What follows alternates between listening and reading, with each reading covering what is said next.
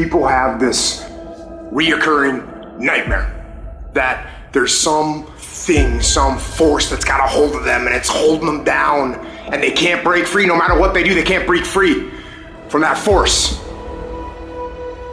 Well, I'm here to tell you that that thing in your nightmare, that thing that's holding you back, that thing that's dragging you down, that thing is you. Shawty catch a vibe, yeah, I had to put her on. Bought a two-seater, yeah, we heading for the sun. Shawty got my high, I ain't tripping for the funds. Yeah, I won't start, I ain't tripping, I'm a stun. Oh, living life. Yeah, I know. Bro, if he tested me, Yeah, bro, it's $1 million, bro. It's $1 million, bro. Shit. Yeah. Anyway, Half it and double the time, bro. That's my answer. fuck, bro. Anyway, he was like, yeah, for the bag. And I was like, bro, that's, wow. That is just shocking. Cause like, I can see where your head's at there. And I can't, and I'm not here to argue, but like, there's no point in talking at that point. Yeah. And I think, I don't know. I said, oh, like, I think somebody else, maybe I didn't say his daughter first. I said someone else. And then I was like, oh, what about your daughter? And he was like, oh, like, no. And, I was like, but it's the same like principle of like, we can't like just, you know, do the scapegoat of like, oh, it's just a movie. It's just this, it's just that. It's a coincidence, all that stuff. There's gotta be a line somewhere. And I'm really, really tired of it, of like, cause there's just bullshit out. And I'm like, how the fuck are people believing this? Yeah. But at the same time, tell me like why you're believing this. And I like won't, that sounds crazy to say. I won't judge you. I really won't. Like I want to understand. And I feel like if you speak, like we can have like somewhat a debate about it and like tell you what I think, you tell me what you think, and not argument. Like people jump to that too quick too. Me as well, but let's debate about it. And like, bro, if you don't have anything to come at this point, or I don't, then maybe we got to like stop and just, you know, do research, think about it more on our own. I think I did bring it up to him, and I was like, and he was like, oh yeah, like let's, I don't know how we got on the topic of the Bible, but he was saying like, oh, like what translation are we going through? And I was like, oh, like we can just like, whatever's comfortable, like on Zoom. It would have to be on Zoom. And like never hit me up. Same thing happened with this like OnlyFans model. She was like what it was a kind of like meme thing, and all like female rappers aren't the same, or music nowadays isn't the same, but she's popping pussy like on the internet. And it's like, bro, like it's this like same thing almost. I get what she's saying of like, oh, like I miss the old stuff. I understand that, but you're still supporting this new wave right now, just in fashion, or, you know, basically porn. So like, it just doesn't make sense. And then she brought up the fact, she's like, oh, you have your shirt off in every single photo. I was like, it's just not the same. Yeah. Like one and two, like I think got one of my boys and I showed him. He's like, bro, he was tripping balls. But I was like, bro, no, shirt on. Anyway, Yeah. No, I'm with you, bro. And I think that if you live your life in a way that you can justify what you do in a way that isn't selfish, then I could understand it more, right? And let's just say an easy way for me to be able to defend your situation by taking like shirtless gym content is that you are actually motivating more people to be able to get into shape by being the best shape that you can be in, you know? And there's no way to lead better than example. Yeah. But by being a girl who's just fucking taking topless pics and all these things, it's like, what good are you actually bringing towards the world by doing that? How can you say that that isn't a selfish need? Because the only thing that you could possibly benefit out of that is by taking money. But for devil advocate, oh, like I'm helping so many men, like, you know, like express themselves and like all that shit. And it's like, that's not. Well, I could argue that because I don't believe that is a need that needs to be fulfilled. I see that as a form of like just instant satisfaction. You know what I mean? And to be honest, this will actually help me lead towards a interesting section. If not, it might not. But I am under the understanding that you have a strong belief in this as well, and that's that men don't need to be fulfilling that instant need of, you know, self-satisfaction, jerking off, pornography, or meaningless sex and all that shit as well. Yeah, 100%. And am I wrong by assuming that you have almost got like not a program, but like I was told once that you help other people who also go through the same kind of thing. Like, yeah. So that's what kind of like got me in the online space. Like I was struggling with it for a while, and like sex addiction in general, and like this guy, shout out Gian Franco from the States. I was just looking on the internet. I didn't want to go like in either as well. So like it was just through Zoom, and like he made a program with it, like high ticket program, bro. And like just has been able to reach so many people. And like I was one of them. Went through the program and all that. And then he was like, oh, like, do you want to be a coach? Because like I was like fully like invested in it. And let's break down first as well, because a lot of people aren't aware of what I'm talking about. So I was going to give you the opportunity to speak on it. So what is it that you were struggling with, and what did this guy have to offer that you felt like you could benefit from? I felt that like there was nobody, especially like in the church realm, and as well, I wasn't really going to church but I've tried like speaking up about it, of just like porn in general, sex addiction in general, and like nobody was really there for that community support that I needed. Like, you know, just being consumed by his content, that's what it started from. He, you know, really worked on building a community of guys that were just open about it. So like I'm fully into like investing in yourself in different ways than it comes to school or something like that. Whatever you feel like you need at the time in a good way, not like just to get money or something like that, to better yourself. So it was really just that community factor. We can say like, and working in the space after the coaching, he was like, oh, do you want to be a part of the sales team? And that's what started like my sales journey, marketing, operations in general in the online space. So was it like were you kind of like obviously consumed like most men are? I want to say 99 pushing 100% of men. Yeah. They already experienced lust, but so being wrapped up in porn. Right? Yeah. I personally have definitely always suffered with a porn addiction. It's how can you not? You know what I mean? Being a guy, it's pretty fucking hard not to be. Yeah. And unless you think it's wrong, you actually have no reason not to have a porn addiction. Yeah. And people might not think porn addiction is something that like a crack addiction or a heroin addiction or even a gambling addiction, where it's something that you feel like is consuming your life. But an addiction is just something that you act on impulsively, almost routine based. Yeah.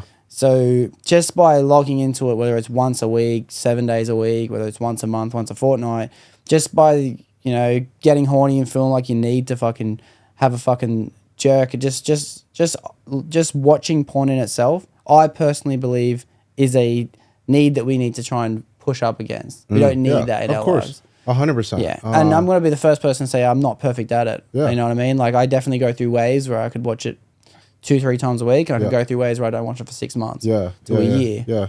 And I think that's it's the same here. Like, you know, that's the thing of putting people on a pedestal.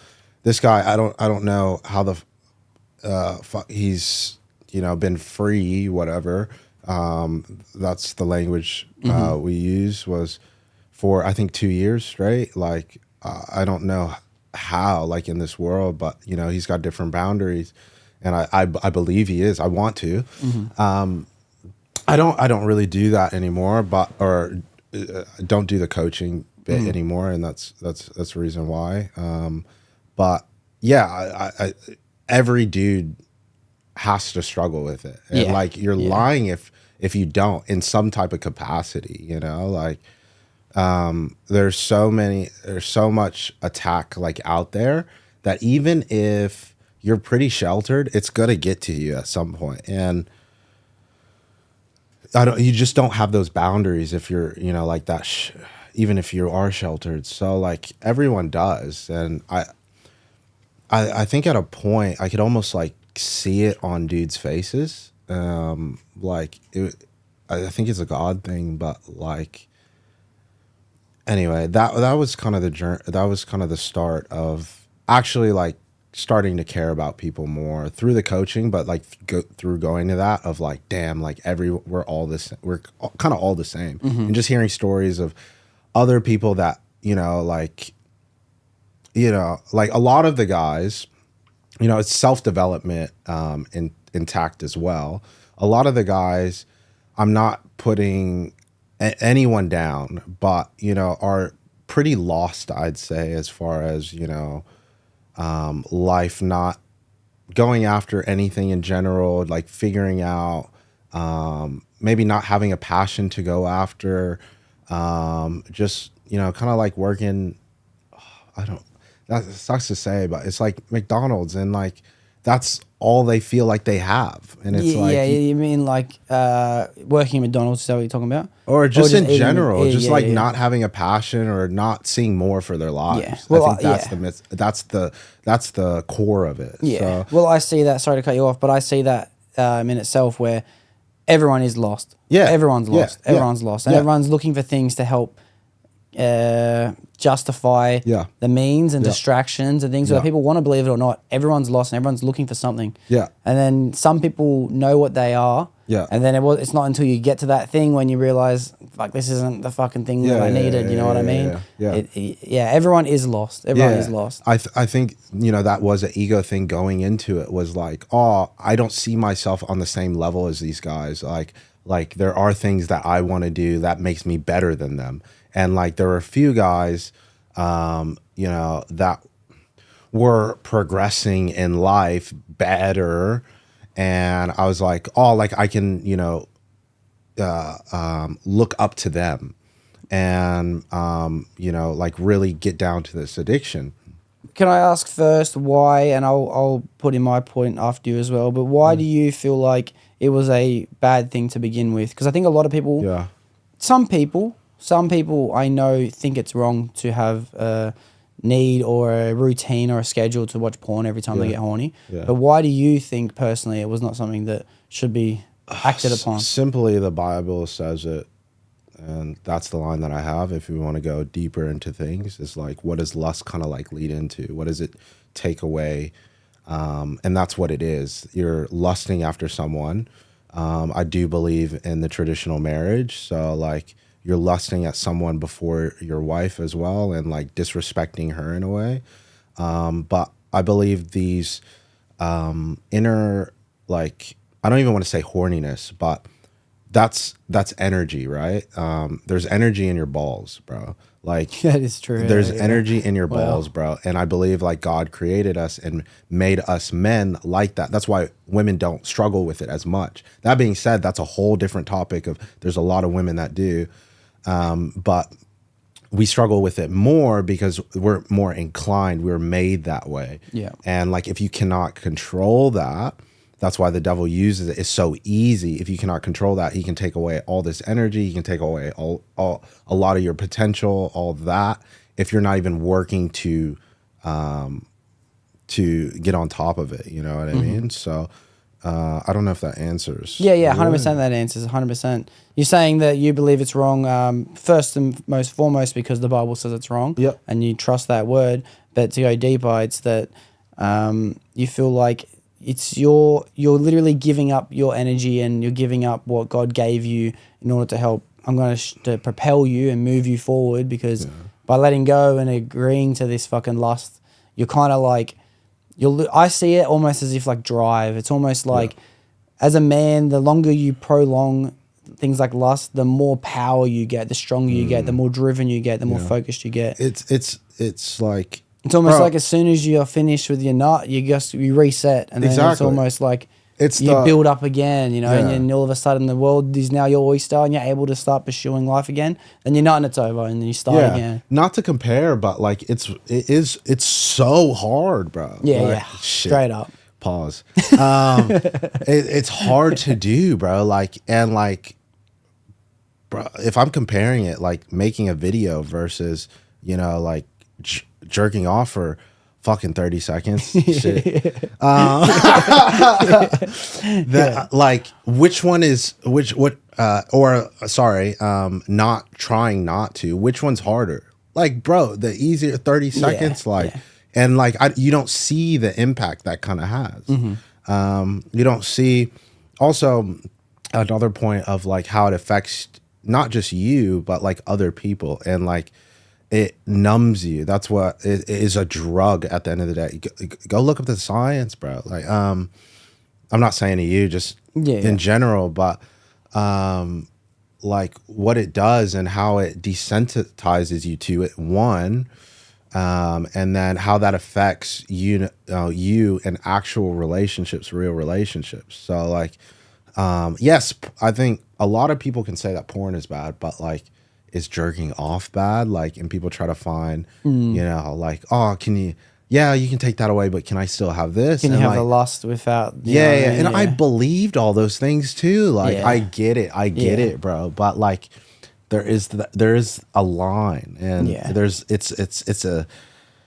it's written in permanent marker for a reason, bro. Like, you can't get around it. You can't hold on to it. Like, you're trying to like just like word it in a way, you know what I mean? You're just trying to get around it. 100%. But there is proper science behind it, and that's why so many football players, even basketball players, even especially in the fighting community, people will prolong, even if they are married, even having sex with their partner for a few weeks before their big fight. Because they believe, and I don't know how much science shows the ideas behind it, but they believe that you are literally losing some of the energy that your natural testosterone will give you. 100%. And there is science to show, and they have done it before on things where they've compared people who have had sex before games and people who have been practicing the idea of not, which is a stronger thing than not. You know, and that's the main part that I'm getting at.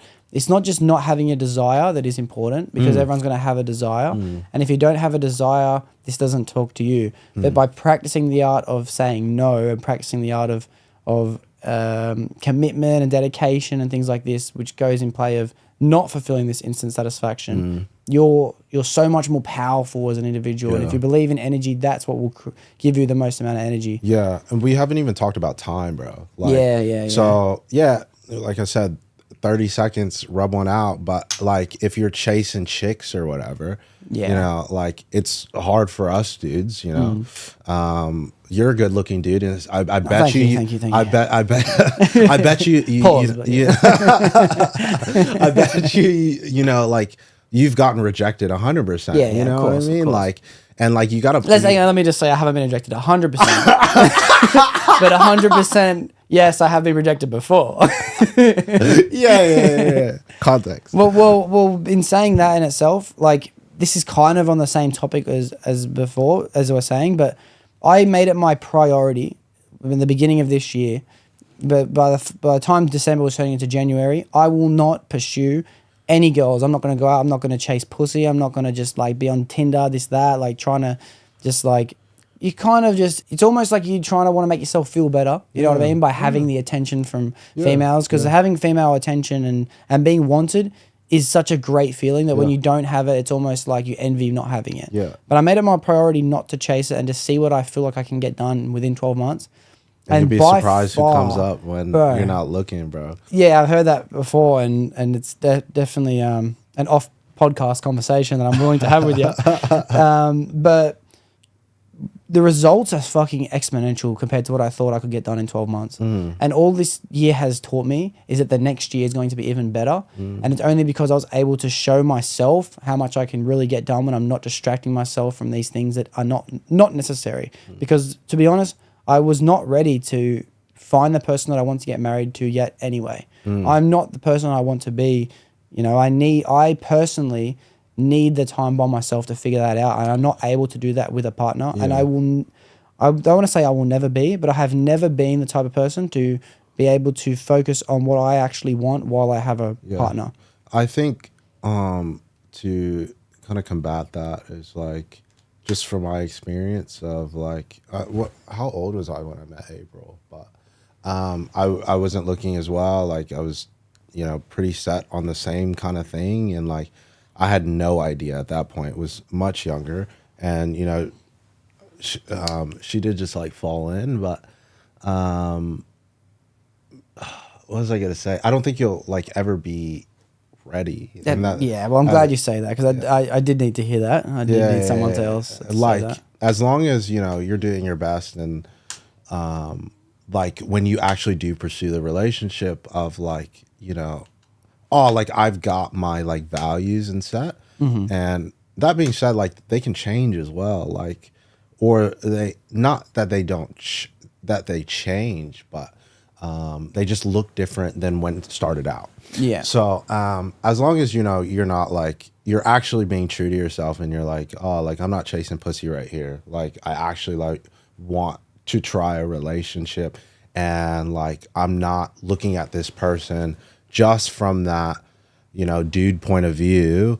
And like there are actual qualities that like I actually like love about this person that I lack, that can actually propel me as well. Like if it wasn't for April, bro, like I would not be here. I don't think I would be here today. And when I say that, I mean the plan would have just looked different, you know, like, you know, we almost didn't have this because, so.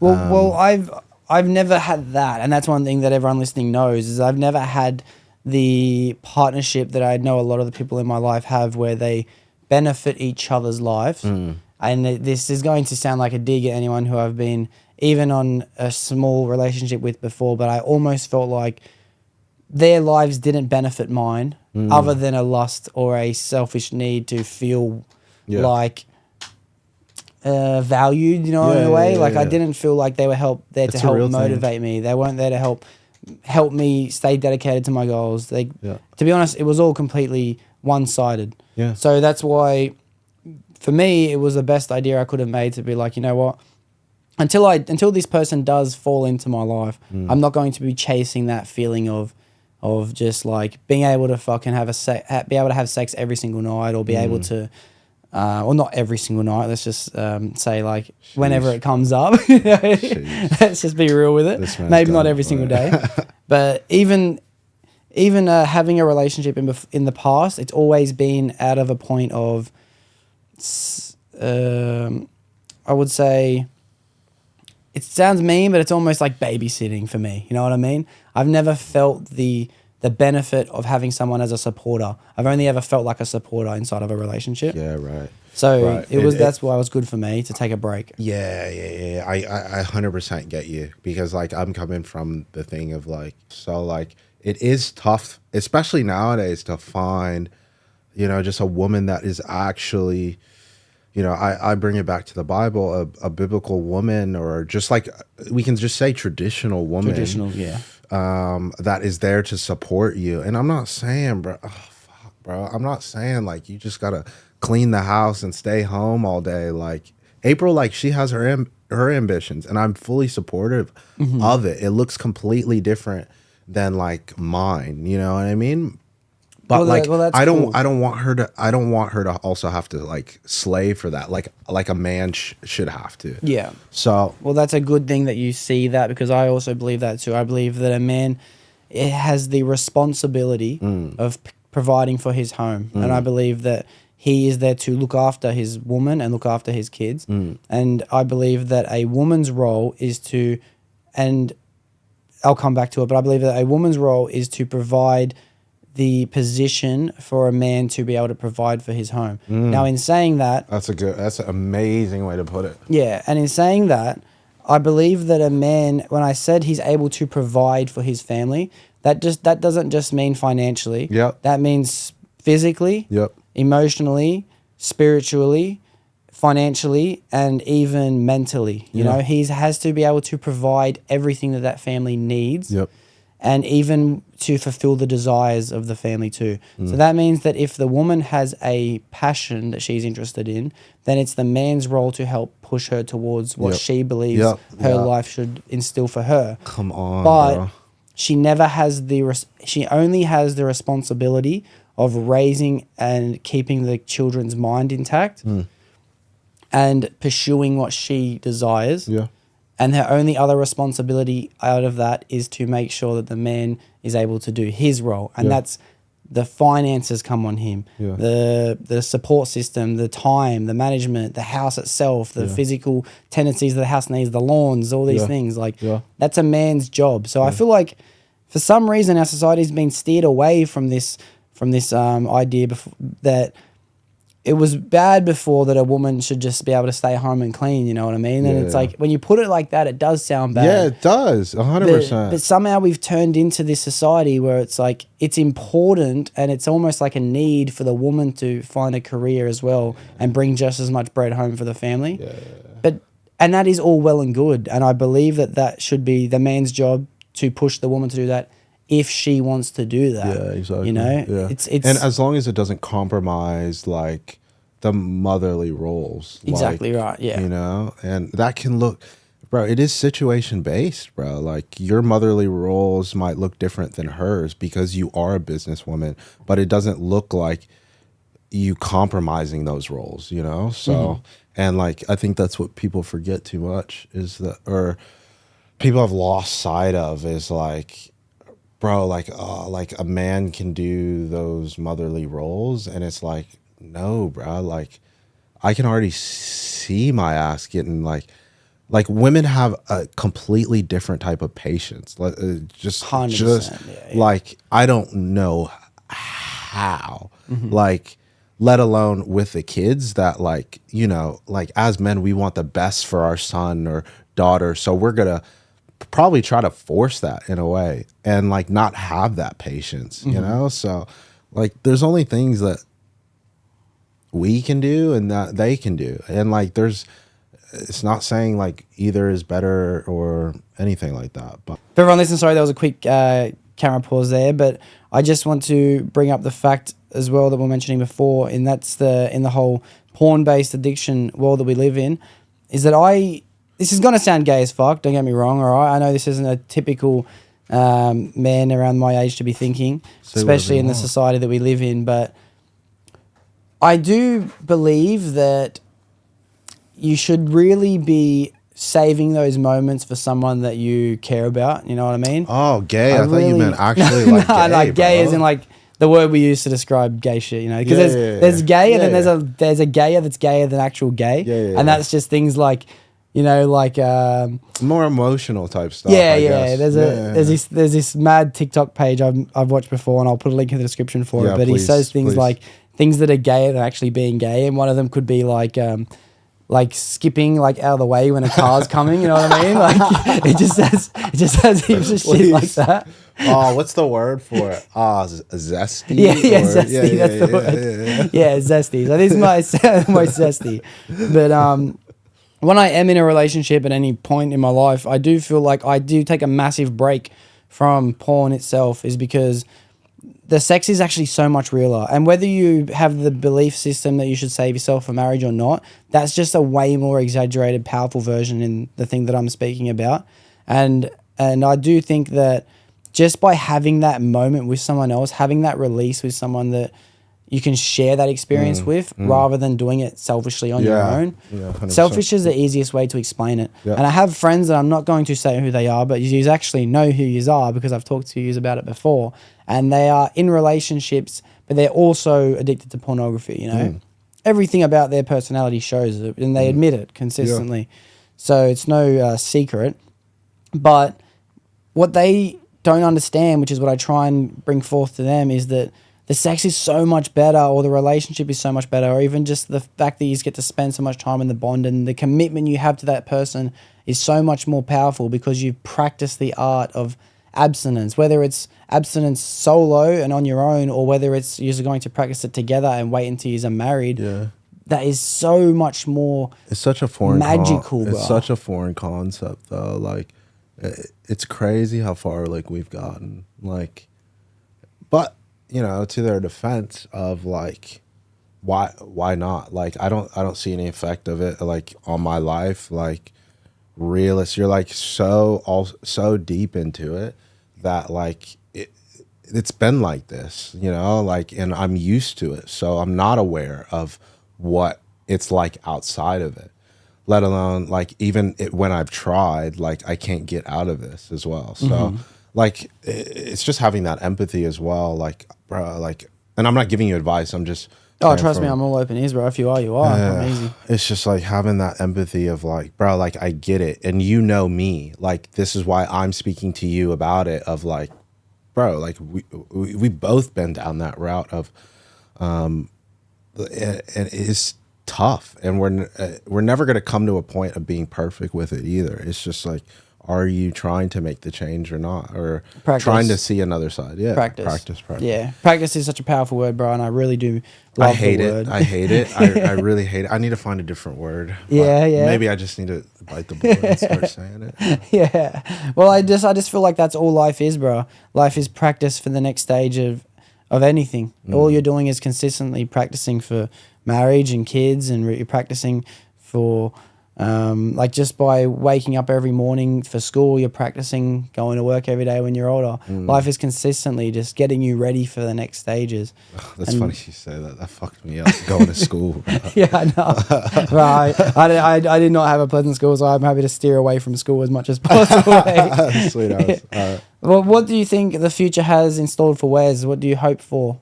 I mean, it's just revealing as we go. Like, I feel like it's a daily thing, bro. Like, sleep since coming back has been absolutely terrible.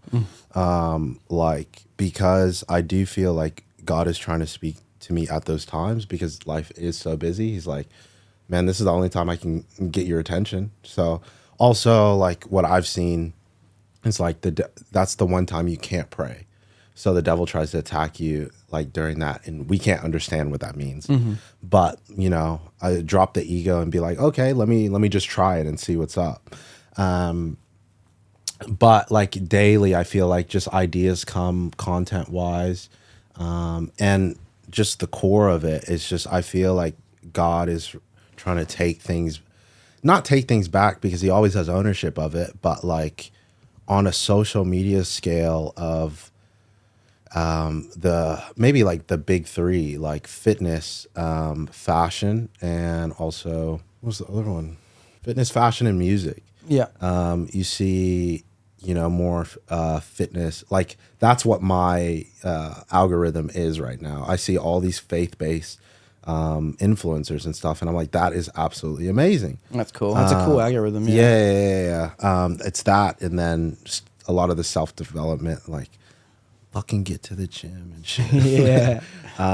But there's that. There's a lot of like music, like actual good Christian rap music, bro. Like that I've been wanting for ages, bro. Like I produce a little bit. I've been playing keys for a while. I think Delvin mentioned to me, shout out to Delvin, that you were going to start linking up, and because he mentioned you make mad beats and shit like that. I'm pretty sure that's what he said. I don't know.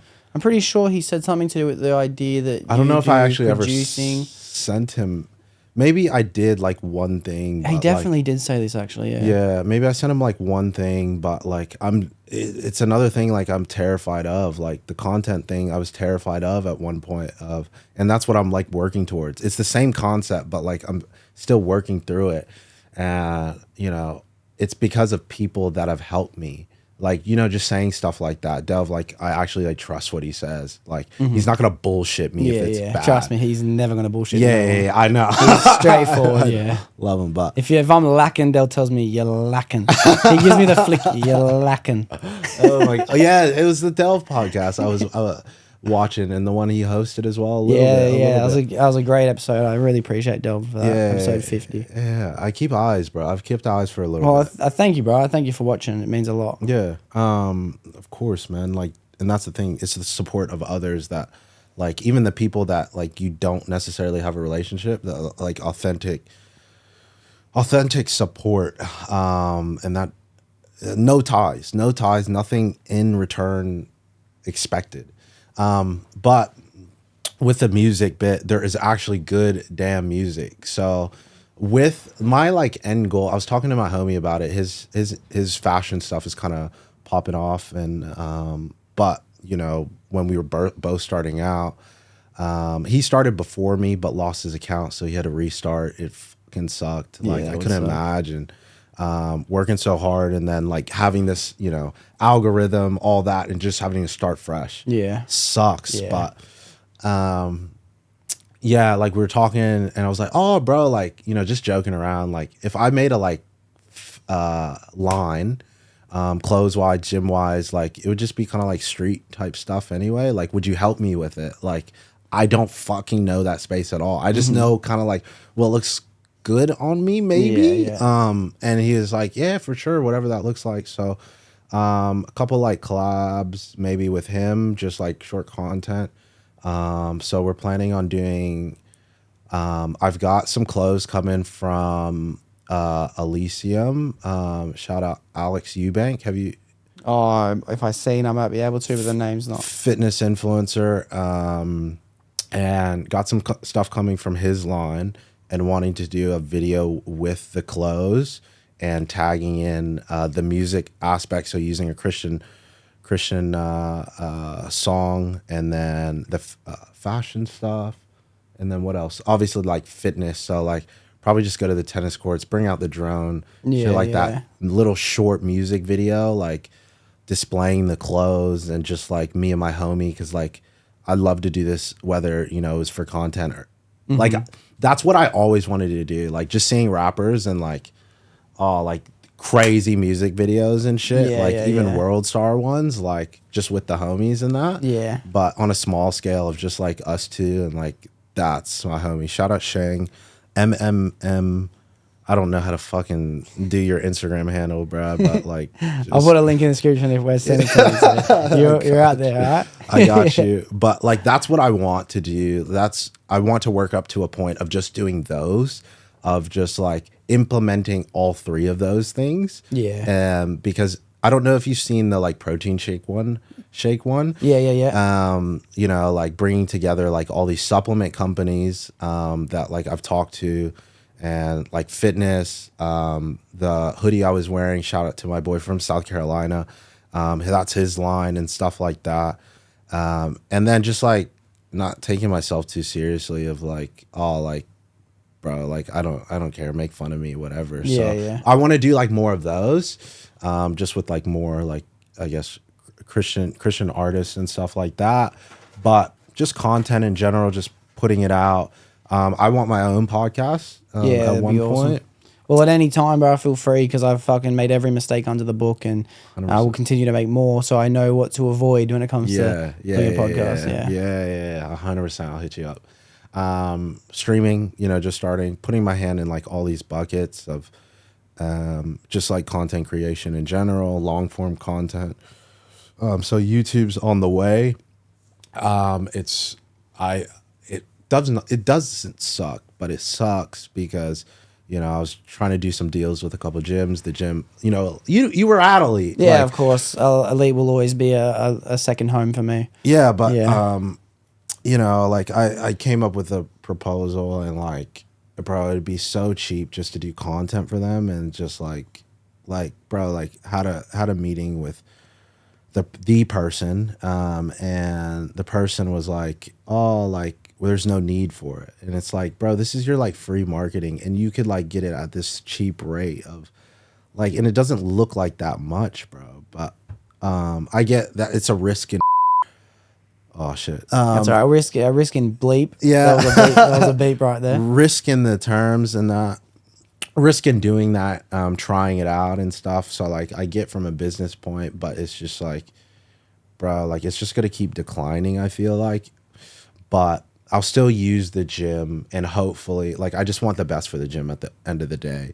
And I'll still use the gym as my primary gym, and fill content there. And hopefully, like, along with my following and just like that, you know, it brings more of a culture there. So like things can get better, because, you know, those machines are fucked, bro. There's a lot more stuff it could be getting. Well, those machines are still the same machines that when I was there. And when I was there, those machines were, But at the end of the day, like, you know, who's Elite's market? And it's like kind of like everyone. So like people complain about, oh, like I want this machine, I want that machine. And it's like, bro, like you're not even taking it that serious where you need that machine. So take for instance me and my barber were talking about a T-bar row and how hard that shit is laying down. Yeah. Like you cannot use anything else other than your arms and your back.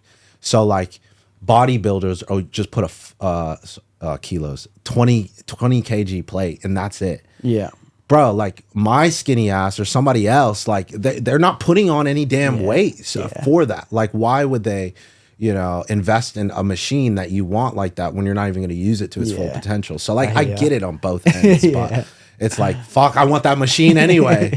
Yeah, no, it's at home, bro. Trust me, Elite does an amazing. It's just a good spot for a gym. It does have a very welcoming presence of people. Yeah. The people in that gym is one really powerful thing about it, and it'll always be a second home to me because I spent years and years and years. I went through every phase of fitness there. I was bodybuilding there. I went through a steroid period, which I'm happy to admit because I know not to do that now because of the implications that can come through that. We'll talk off camera. We'll talk off camera. Yeah, I don't recommend anyone to do it. I'm just saying I have done it, so I know why people shouldn't do it. But when it comes to, it sounds like you are focusing your future based on content creation, which is a dope thing, bro. I think that if you have 100% belief in yourself that you can do it, then I believe in you too, because that's the power that's going to make that happen. It's the belief. Yeah. The second thing that will come out of it is that it will take more than 100% of your energy. You know what I mean? Like, and I don't mean that things need to start, you need to start negotiating the rest of your life. You're allowed to have 100% commitment inside of every single field that you're in. 100% commitment to your faith, 100% commitment to your training, and 100% commitment to your family and friends, including 100% commitment to yourself. Yeah. But while you're giving your time to content creation, it has to have 100% or more, because this is going to be something that is going to be supporting your future, not just a part of your future. So, for example, with me in this podcast, I have given it a fucking shitload of time, and I have always held back from the idea of pushing it towards a place of income because I'm actually not ready to give it that kind of commitment, and I'm already giving it as much commitment as a full-time job. Yeah. Because I work a full-time job I work nights, so I have time to do this in the day, but there still isn't enough. I'm not willing to give it that little. I'm not saying I'm not willing to. I haven't been ready yet to give it that little bit extra that I know that it needs in order to start TikTok algorithms and start, you know what I mean, and incorporating all that kind of things. But it's very close to it. So all I can say is if you're going to build your life and your future around it, I believe it will happen, but it will take so much commitment and dedication and patience, because look at it this way. While you're at work, no one wants to be there. Everyone has things they'd rather do instead, unless you're one of these very few lucky people who have built a career around something that you're already passionate about.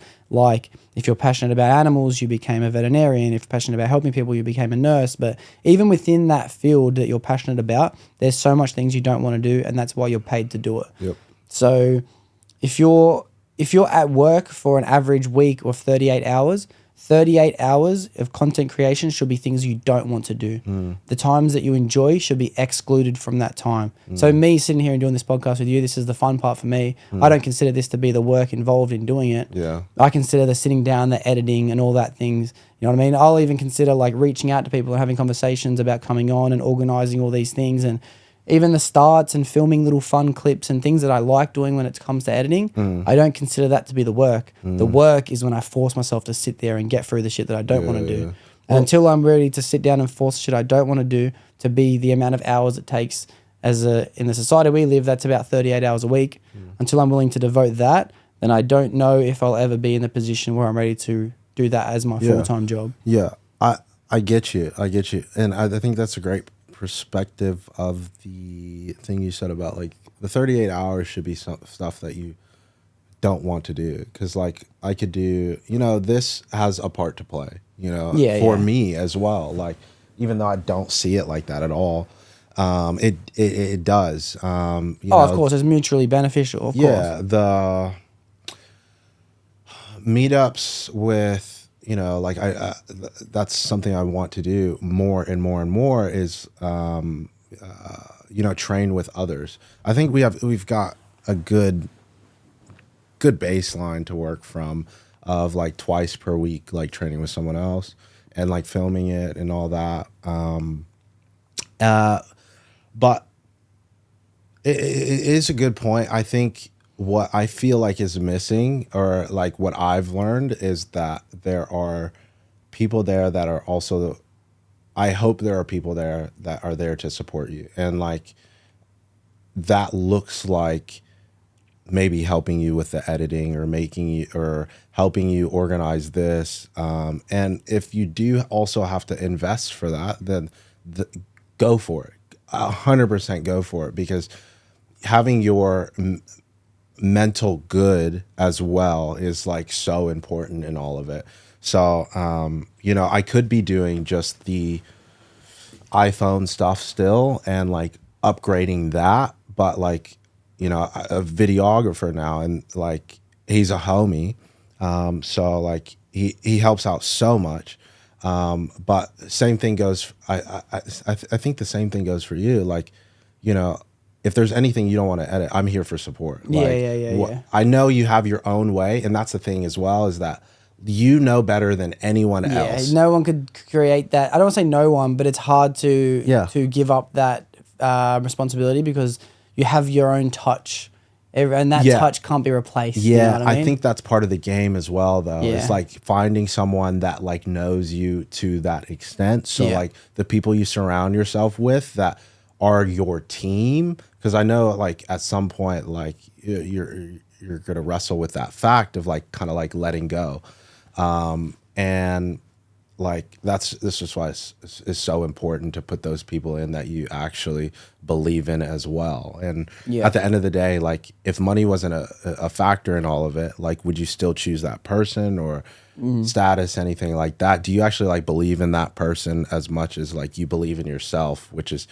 really tough to do, because like the ego comes in of like, I believe in myself more than anyone else. So, Which is, I could say that's a benefit, that's a positive way of thinking in a way, because you know what you want more than any other person might know what you want. You know, that's not. I don't think that would be negative. But I think that when I say the 38 hours per week is what it would take to be able to create a source of support, financially based.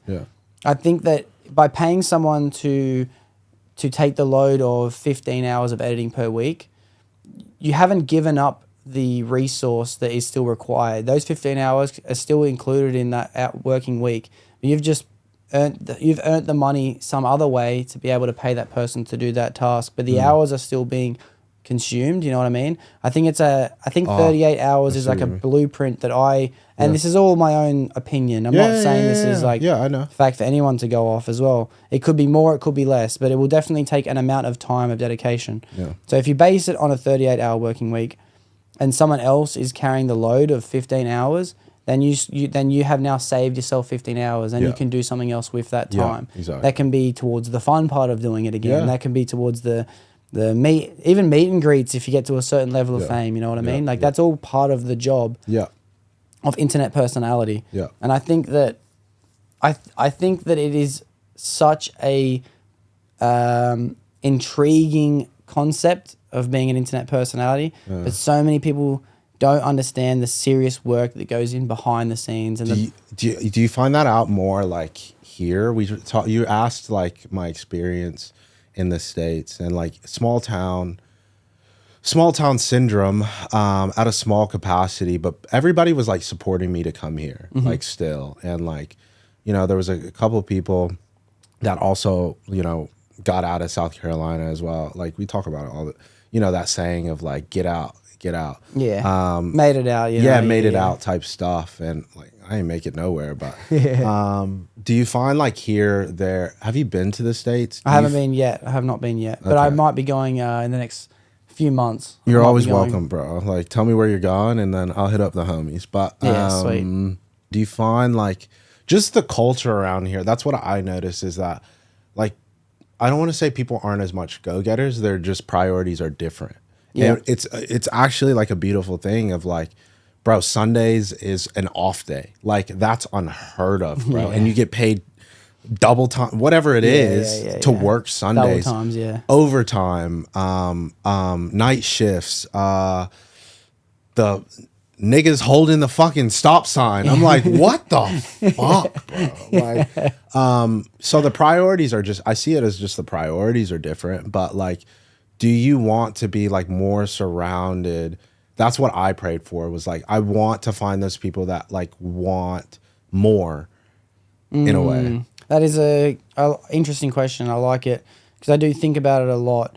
And I don't want to surround myself necessarily with people that have that mindset. I'm fortunate enough that this is the way I see it as well. Like, I think a lot of people don't have the idea and the mindset of it being possible to chase your dreams and have your dreams support you in the process. Yeah. I think that a big role that plays is that we live in such an expensive country in Australia, especially in Sydney, where the cost is so high on so many things. You know, we can talk about fuel and all these things, but they're also very high in a lot of other countries as well, and even going out to eat. But rent is insane, and mortgages are even higher. Yeah. You know, mortgages are, it's unbelievable how much repayment you have to make back on a loan that you borrowed off, and out of a lump sum of money that you finally pay off monthly or weekly or fortnightly, only a little part of that is actually paying back the money you borrowed. The rest of it is in interest. So it's hard to rent, and it may even be harder to get a home.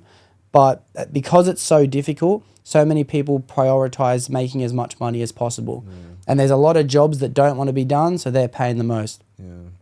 I'm not necessarily focused on surrounding myself with people who want to give up that mindset, because it's a strong mindset to have, and it's an important mindset to have. I understand why people have it. I'm more interested in helping other people or pushing other people to still believing in themselves at the same time. Yeah. I think that you are able to do both.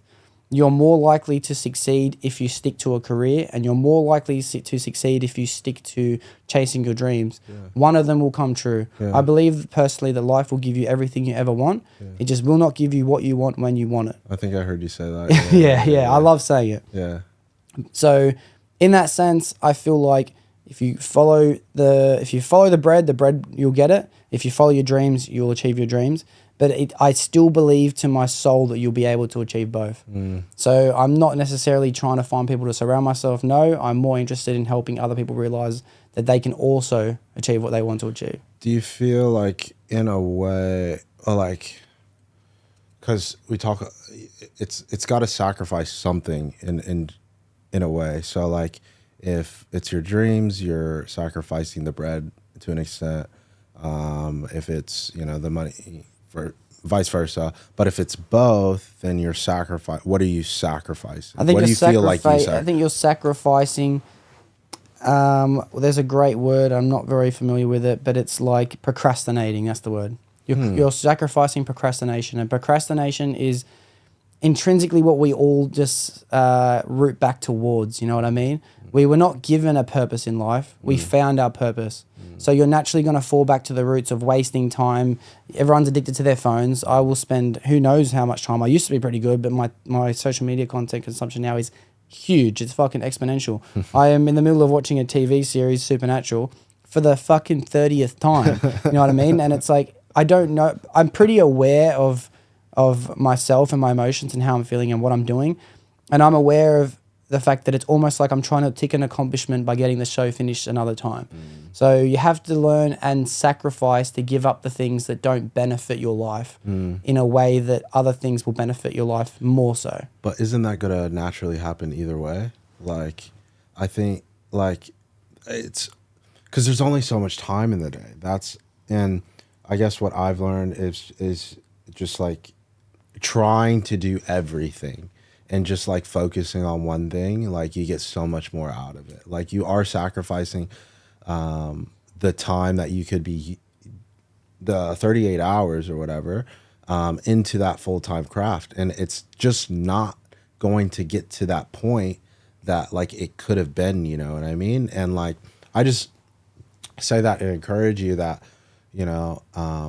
and everyone's life is going to be different. So some people have to do both, and I don't know you to say that, like, bro, Doxy, you need to drop everything and just fucking do this. But like, I feel like it's also a gift of being able to see the potential in others of like, bro, this is you. And this is like, I don't like comparing people to other people, but it's just, it's a good gauge and like gives visuals of like, I don't see why you couldn't be Doxy, Joe Rogan, type stuff, you know what I mean? And he had a completely different background and stuff like that, was doing this, doing that, doing that.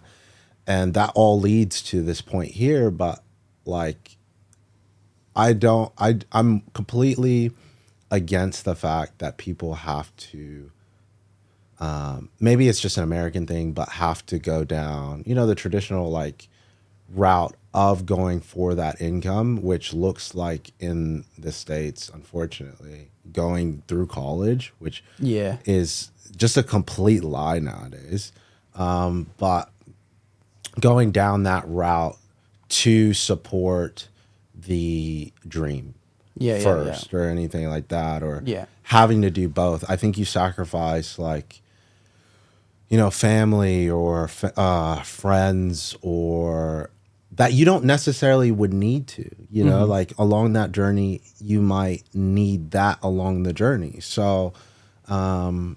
Well, I do know what you're saying, and I love in this discussion because I think that I'm not willing to compromise anything. I'm not willing to make sacrifices, which is why in my career, which in case you aren't aware, I'm a refrigeration mechanic. So I was a service technician for a while. I'd go around and I'd work on cafes and kitchens and cool rooms and pubs and clubs and all these things. And I'd fix anything that broke, fridges, cool rooms, ice machines.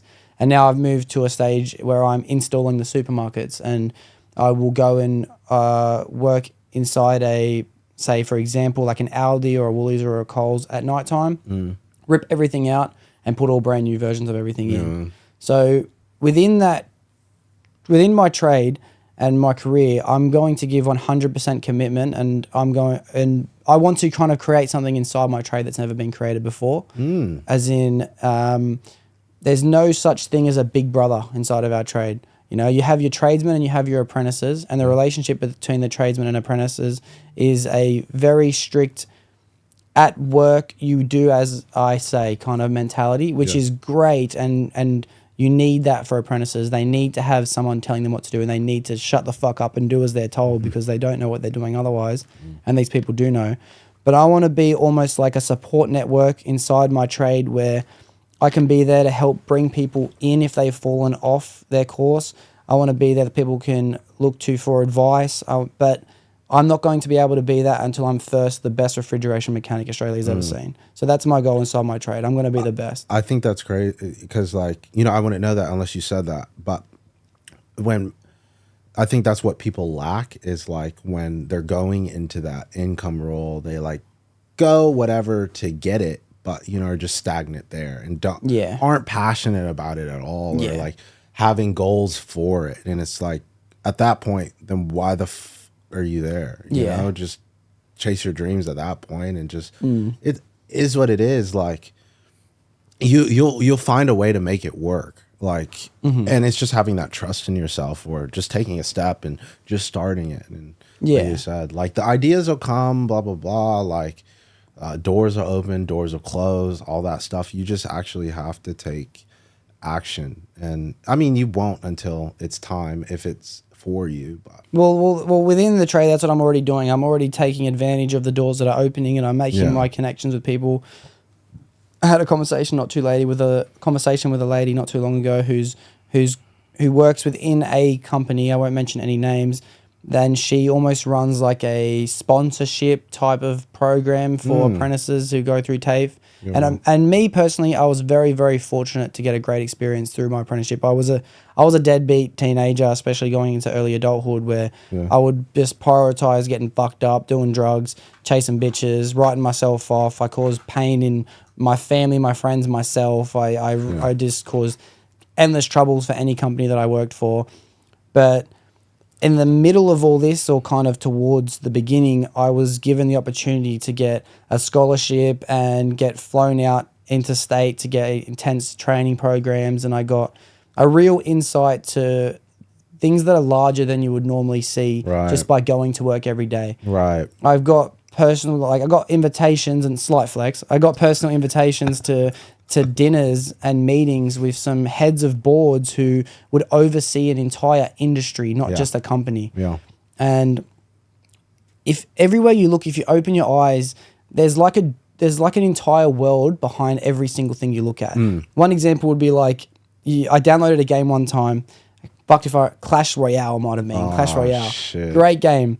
But I played it with my mate at work. It was good fun. But then I clicked on some kind of fucking thing and it was like an entire universe of people competing and communicating with inside it. And I almost looked at my phone like there was another reality inside it. And I'm like, fuck this is insane. But then everywhere you look as you drive your car or you go to work or you watch a video on the internet, there's a world everywhere you look. So within my trade, there is a bigger world than most people are aware of, but I'm going to give it 100% commitment. Yeah. The point I was getting at was that I also want to become a full-time podcaster because meeting new people and deepening connections I have with people is my favorite thing to do of all time. And I will give it 100% commitment. There's nothing stopping me. Yeah, wow. When it comes to being a father, I will give that 100% commitment, and there will nothing will stop me from making sure that I'm doing that job as best as I can. Yeah.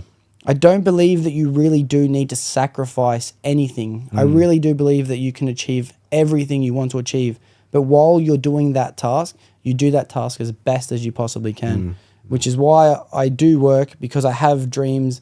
You know what I mean? My dream isn't limited to one thing. My dream is an entire future that I'm creating for myself. And I think that if I focus my attention on every single one of these things, then not only will they benefit each other, but they will all benefit me, in the future. Yeah, I definitely see that. Just from see it and just hearing about it. Like, so if I were to take... And sorry to cut you off one more time, no, but go for it. it's just to bring back something that you said before. There is only so much time in a week, and that is a fact.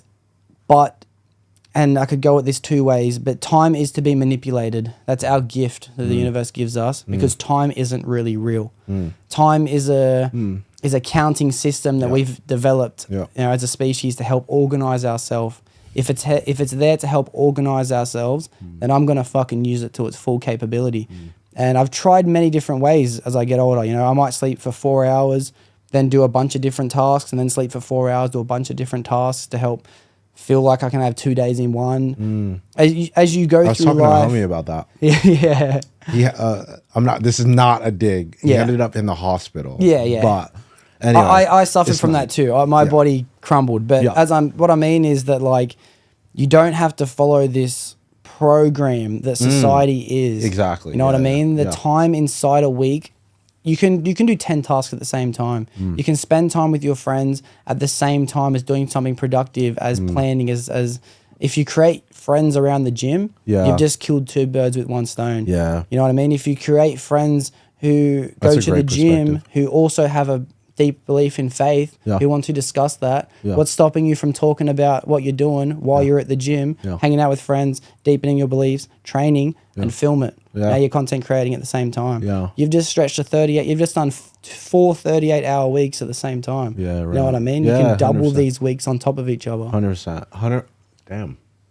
That's that's the way I see it. I don't feel like you should have to sacrifice anything, dude. Yeah. I'm personally not going to sacrifice shit. Yeah. I think their first point is that there is a message that, like, I think everyone has a voice to a demographic. So your message goes to a certain people, I believe. Yeah. And just through your experiences, blah, blah, blah, whatever, like where you're at as an individual. But, it's when, that's the thing, you can't generalize really messages on a deep level, like, because of all these outside factors.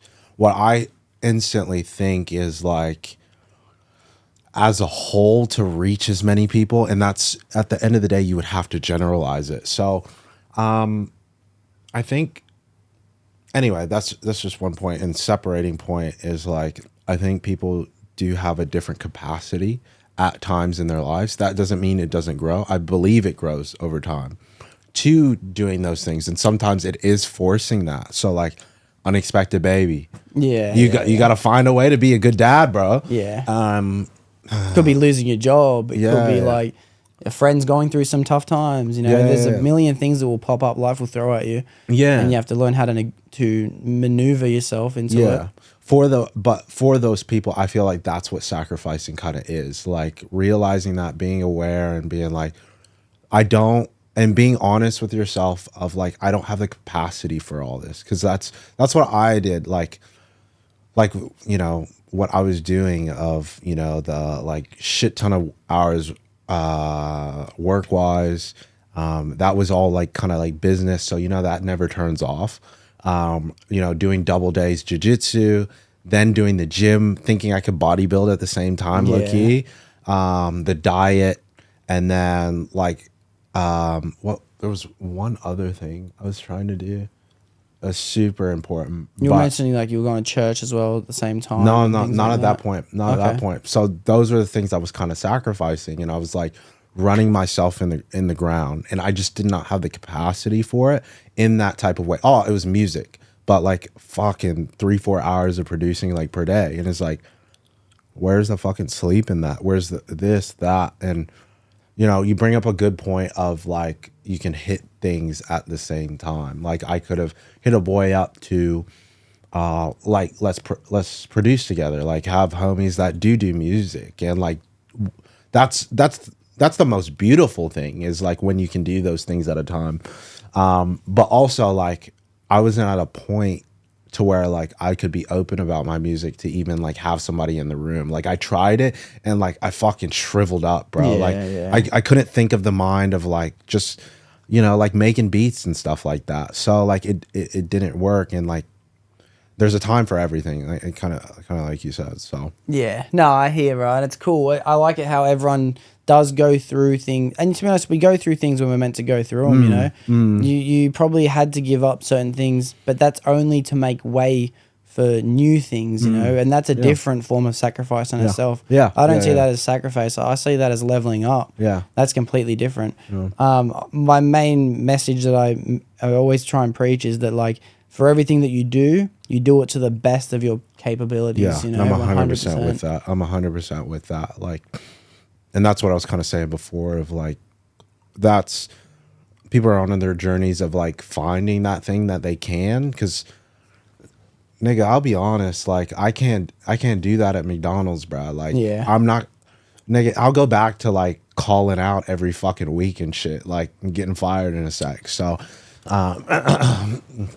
that's the thing is it's hard to generalize a whole message. But like I see what you mean. But you'll know when you're where you're meant to be. Yeah. You know, working at Macca's, say for example, or whatever the situation you may be in, you know when it's not your thing because not only are you not willing to give it 100% commitment, it's not something that you want to give 100% commitment to. Yeah. 100%. But when you find those things like your content creation or your gym progression or your faith or things like this, or even spending time with your loved ones, you know that those things deserve 100% commitment. So, yeah, I'm not taking anything from you. I believe that you are and you will continue forever to give everything, all you got. Yeah. I just want to make sure that everyone, not just me, you, but everyone listening as well, are also devoting that time where it should be. Yeah. If you're at work, fucking do it to the best of your ability. Yeah, What's 100%. stopping you? Yeah.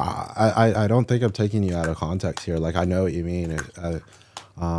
You know, like I said, I just like playing like advocate. And, like, because you can take any message and be like, oh well, like what about this? What about that? You know, just playing a little. Of course, and I like it too because I like being able to fucking either realize that what I believe is definitely what I believe because I can pick that apart. Yeah. Or when people bring things up, it's able to push me in a direction that I wasn't already thinking. Yeah. You know. And that's the thing. I thank you for it because it's like it's actually challenging. Of like, oh, that's a limiting belief that might still be in there. Of like, oh, like now I'm at this point of where like, oh, I feel like. Because we can get to this point of still feeling like we're good, like everything's good, like things are growing, ideas are coming, like things don't work out, but like, oh, we're still moving through them, but like there's still more, you know, I could be doing. Like I'm scared to look at my phone to see the the numbers around it and shit. I feel yeah. Well, I'll tell you what, we didn't have too much more time left. Yeah. But I do want to do another thing with you that I like to do with everyone that comes on. And it's just to help steer the conversation in a way that we might not have ever gone to. Yeah. It's called Deep Questions. Okay. So they'll be completely off topic from everything we've been talking about, even though I have really loved it. I think that there will definitely need to be a part 2 to this podcast in the near future because I feel like I can just naturally talk to you about anything. I feel very comfortable. Like whatever, bro. Yeah. I definitely enjoyed the faith-based section too. I haven't had one of those in a very long time. Yeah, I don't want it to like maybe it doesn't care. It doesn't matter what I want, but like my idea of it is like I want to talk about others. You can talk for ages. So it doesn't have to always be around faith-based. And I think that's something that maybe Christians can do. I challenge Christians to do a little bit better of. Like, think about the practical side for the person that you're trying to share a message to of like, bro, like they don't want to hear like, oh, like God's got you at that time. Even though that's a great message. They just lost a family member. They just did this. Like, that's not the practical stuff. Sometimes you just need to shut the fuck up and like comfort them. Yeah, you know? So that's important too. Yeah, I feel that. Nice. All right. Well, these are just going to be completely random questions. How deep are they? Damn. Some of them are pretty deep. But the first question I'll ask you would be, what does the world need more of, in your opinion? Love or truth? Love, I'd say. I think love can go into the truth of, I think you can say the truth all day. It doesn't mean people are going to hear it without the love behind it. And that looks in all different shapes and forms, whether that be a homie and like, dude, I'm loving you. Like, what the fuck are you doing? Versus, just a person you just met and just like loving on them and like making them feel welcome, and then them coming to you for the truth, which is much better than like you just like going out and saying it. So yeah. No, I hear, definitely. I think that a lot of people could try and argue the question and say we definitely need more of both, but that's not what that question's asking. Yeah. I'm going to answer it the same way you did. I think the world definitely needs more love. And I think if love comes from the true definition of love, then it can be taken with a grain of salt if it needs to be said. You know, if you can say the world needs more truth, but the truth doesn't necessarily need to be said. You know, exactly. You can say the truth, but say it from a point of love. Love is definitely more important. If someone like is let's just say, this is very like shallow thinking, but let's just say someone is gaining a bunch of weight, right? Might be someone that you care about, or you might be able to notice they're going through a rough time. You can tell that this is definitely starting to become a burden on their lives. You don't need to just come out there and be like, you fucking fat bitch, you know what I mean? You don't need to say it like that. Before, like, I think we're pretty similar, you know, like Delve, like I've gotten a lot of like, come across a lot of people that are just like truth tellers and like no bullshit. And like I've asked for it and like prayed for it, and because especially in the Christian bit, like I feel like it wasn't there. It's my own. That was my own belief. They're there. It's just like, anyway, it was, you know, not having the love behind it, but you know, like beforehand, just for background, you know, I would be that dickhead of like, damn, bitch, shit, fuck, like, and thinking that like. That's what was needed, you know what I mean? Like being validated in that, but you know, already picked that apart. But good answer. We definitely agree. We definitely agree on that. All right, find another good one. Yes. I feel like this one can go into a little bit of a deep topic, but do you believe technology is making us smarter or not? Probably not. I think, and that's a responsibility that goes on to men. Because all of our technology is going in ways to make things easier for us. And that's not what makes a good man and a provider, blah, blah, blah, to his full potential. That's like, we can talk about women all day, but we can talk about men just as long, of like how kind of shitty men are nowadays. And first responsibility lies on the man, I believe. So That being said, yeah, technology just makes things easier. It's a beautiful thing, but I don't think like we're all the time good stewards of it. And I can't imagine like in 10 years, like when we don't understand shit, Yeah. and 5-year-olds do, it's how like detrimenting that'll be on society. So it's unfortunate. Like it's a great tool, but I don't think it's being used great. Yeah. So Yeah, good answer. Yeah, I like the way you said it makes things easier. I wasn't thinking about it from that sense.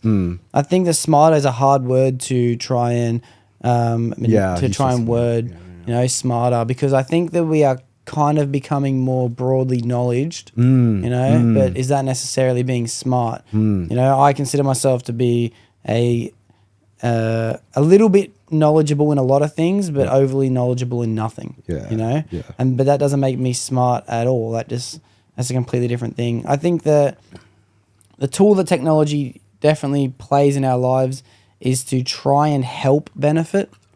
But if I was to be honest, I'd say it probably doesn't. yeah. You know, it doesn't. Yeah. It's meant to benefit 100%. It's a great thing. Like, but just as people, like we're, those instant gratifications that we're 9 times out of 10 probably going to go to the instant versus, like what the action to make us smarter. You know what I mean? Yeah. So. Yeah. And unfortunately, having the internet, in order for it to make some people smarter, it would mean that some people are able to manipulate it to benefit themselves. But in order to do that, you only ever, like, say, to start a online business and all these things, like, I guess they are making people smarter, but the more time you spend on it, like the internet, for example, being technology, the less time you have with real human connection. Yeah, A salesman may have been a better salesman back in the day doing face-to-face interactions than they were today, even though they might be making more money. Yeah. It's just how you want to learn. Yeah. Fuck. It's how you want to learn to look at the word smarter. I instantly thought of like, just like dumb shit you saw on Instagram. And like, I think we all scroll to the comments. Like, Yeah, of course. bro, like, I don't think we used to, but like now it's like that next level of gratification. But anyway, I was thinking of a comment that was like, the comments that are like, oh, this is enough internet for the day. Deleting Instagram. Yeah. We're dumb as shit. Throws my phone in the toilet. Literally. So like, I think, that's a good example. But. Yeah, no. Yeah, cool. I think I can kind of guess your answer, but I want to be able to know it properly. But what's a principle that you live your life by? I'd love to know your thoughts on it. I would say a principle, I'm assuming, would be put God first, or Jesus first, or however you look at your own faith. Yeah. But fuck, dude. I personally wouldn't be able to put one principle first, so it'd be interesting to know just at least a couple of things that you like to live your life by. Yeah, I think it is just one principle because it's everything else. If you align yourself with like what God's plan is for your life, and to say that you're not going to know what that is, but to rely on Him and have that reliance on Him, like He's not just going to leave you out to dry. He's not going to not give you the resources. He's not going to like make you do something that you're not meant to do, that you cannot do. Like, so like just relying on Him and submitting that really like ego of like my own plans, everything will work out. And I want to leave it at that because the practical level in that takes care of itself, because God understands the practical level way above everything. I think instantly of like what I'm going through of like the money situation of, like there's been doors that like have seemed to open of, going back kind of into online space to make good money again, or just like jobs here or there that, 2 days a week that could be, something beneficial that could support the content creation and all that. But I've said no in not full confidence actually, and still having that reliance as we go of, do you want me to take this? Do you want me to do this? Do you want me to do this? And being like, literally a prayer yesterday is like, I do not see like what you're kind of up to. I know it takes a second for things to blow up, like on social media and stuff. And honestly, I don't want that. Like, I don't want to have that. I see influence as a weight. It's not like a gift. You definitely have to earn your way into the spotlight. Yeah, that's for sure. Yeah, that as well. But like, I want to make sure that like my principles are intact before going into it. And like you said, with life, you know, I believe that does come from God, and when you're ready, like it'll come, whatever that may be. I'm not saying like my blow up or anything like that. Like, you know, when the money is time to come, as long as I'm relying on Him and like, you know, just asking Him, do you want me to take this? Do you want me to take this? Then like He'll provide otherwise. Like even today, a little thing of provision that like helps me get through this next week. And it's like, or I don't even know how long, like, bro, like I work in finance, but like homie still don't budget. But, you know, I take care of the things, the important things and stuff. So, yeah, I just want to do full stop, bro. Like, because the practical will take care of itself on a completely different level. It is just easier said than done, of that reliance. Because I don't ever want to go back onto relying myself, because like that's just too much pain, that's too much hurt, that's and like I've just been able to see like, bro, in a month, numbers wise, like, and like people are starting to see too, like before even. Dude, I'm telling you, I had a conversation, honestly. It must have been with Delvin recently, because it was the same time we were talking about you doing the production or music production. Is that it was like, bruh, have you seen Wes on fucking socials? Like, shit's popping off. Like, it's actually fucking looking hectic, you know? We were actually just discussing it. So that's why I bring it up in the intro, because your content's looking fucking awesome, bro. I love seeing it. I appreciate it. And, you know, of course I want things to like be better and better and better. Like, there's in the back of my mind of like, this works. Why wouldn't I just continue to go what works? Like every piece that I put out, like I do pray about and stuff like that. Every idea that comes, I do pray about, or even if it's just quick or just like a big thing that comes up is like, just God, do you want me to do this? And it's that reliance, that everyday reliance. So for instance, there's a big fitness thing that blows up. Like I haven't seen one yet not to blow up. Yeah. Is like you make great content. How many followers do you have? And then it's like, you must have a lot of followers or something like that. And then they'll circle their followers amount. It's just asking for fucking followers. Yeah. Whether they make good content or not. Like I look at their page and I'm like, it's the same as everyone else's. Like I feel like I'm doing something different, but that's an ego thing. But I'm like, I'm not going down that route, because I don't want anyone to think like I'm just going after the followers. Like I'm preaching that it doesn't fucking matter how many followers you have, but you're going on a trend that's literally asking for it. Yeah. So there are things that like I could be like touching into, but I don't, because like I want it to happen in His timing and not me force those things. So yeah, I like that. Anyway. Yeah, no, I like that too. I like that. You're sticking true to what you really want to do. Yeah. Instead of taking and to be honest, I could easily illustrate the podcast in itself to be a way of clickbait worthy content. I could be captioning my thumbnails, my titles differently, editing my thumbnails to be more like, you know, I know the ones that get the most clicks, you know. I could be making up things to be able to say, just to be able to clip it and put it onto TikTok, you know. And it's good to have that. And I'm not saying I'm never going to illustrate it in a way that is able to benefit itself. Yeah. It's not but it doesn't necessarily feel ready, bad you know. thing. It doesn't feel like I'm ready for that. Yeah. It's not the journey I've been on. And similar to you, I've just been focusing on doing what I want to do. And that's the most important part to me. Yeah. You know, I believe in the same thing. It will come. The day will come. Yeah. Things, you'll be able to start making money just like I will. The numbers will grow. Like, it's no need to rush it. There's no need to get those false little. Because with that, like, more problems come on a higher end, and like, you know, you already have your issues now. I already have my issues now, and it's like, you know, not that. And that's the thing. What are you asking? The blow up, the sponsorship, that's going to solve all the issues? Not really. No. Yeah. That's just the first step of fucking. That's just the first step, bro. No. Yeah.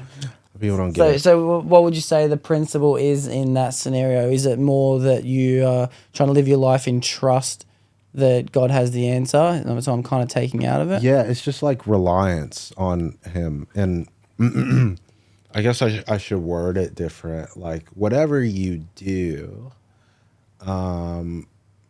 literally just simply like ask God, is that what you want? You want? Oh, because I know what you mean. Yeah. Because what people miss is that, you know, the Bible says that God knows your true heart's desires. We talked about it a little bit before. He knows what you want. He knows what you want. And like, as we're figuring fucking life out, it's not this one thing. It's not just money. It's not fitness influencing for me. He knows this big overall plan, and He's orchestrating that, bro. So like, even to say that it's just this one thing, like pray for this just one thing, it's like stupid in a way, because it's so much bigger. It's almost like you're asking Him to change His plan. You know what I mean? Yeah, Like, yeah. In a way, it's like, no, like there's a verse on that is like God has 10 times more than. Bro, that's not the reference whatsoever. But He has 10 times more for you than you could ever imagine. Yeah. So like, why would I ask I love hearing shit like that. That sits in me, bro. I was talking to a homie about it. He's like, oh, like, I don't believe in a God that doesn't want the most for me and stuff like that. And he's in the kind of like lost bit of self-development, of forcing everything, kind of like I was, of he's trying to get everything out, but like I said, he's I don't think he's stewarding what he has around him the best, and that's the best way to kind of put it. And he's on his own journey of like figuring that out. Like, I believe that life will continue to test you with the same thing until you get it, if you ever get it.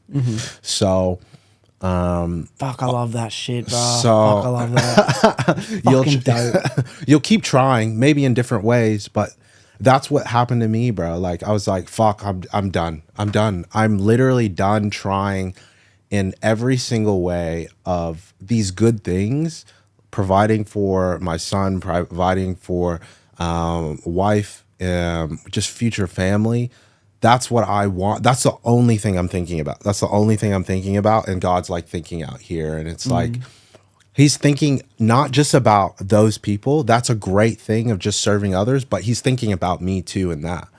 And when, you know, I was just thinking about myself, like, and forgetting all of this, like, that's why, like, we're never going to have that understanding. So like, literally just reliance, like, and I've heard it so many times before, and I'm like, what about the practical shit? What do you mean? What do you mean?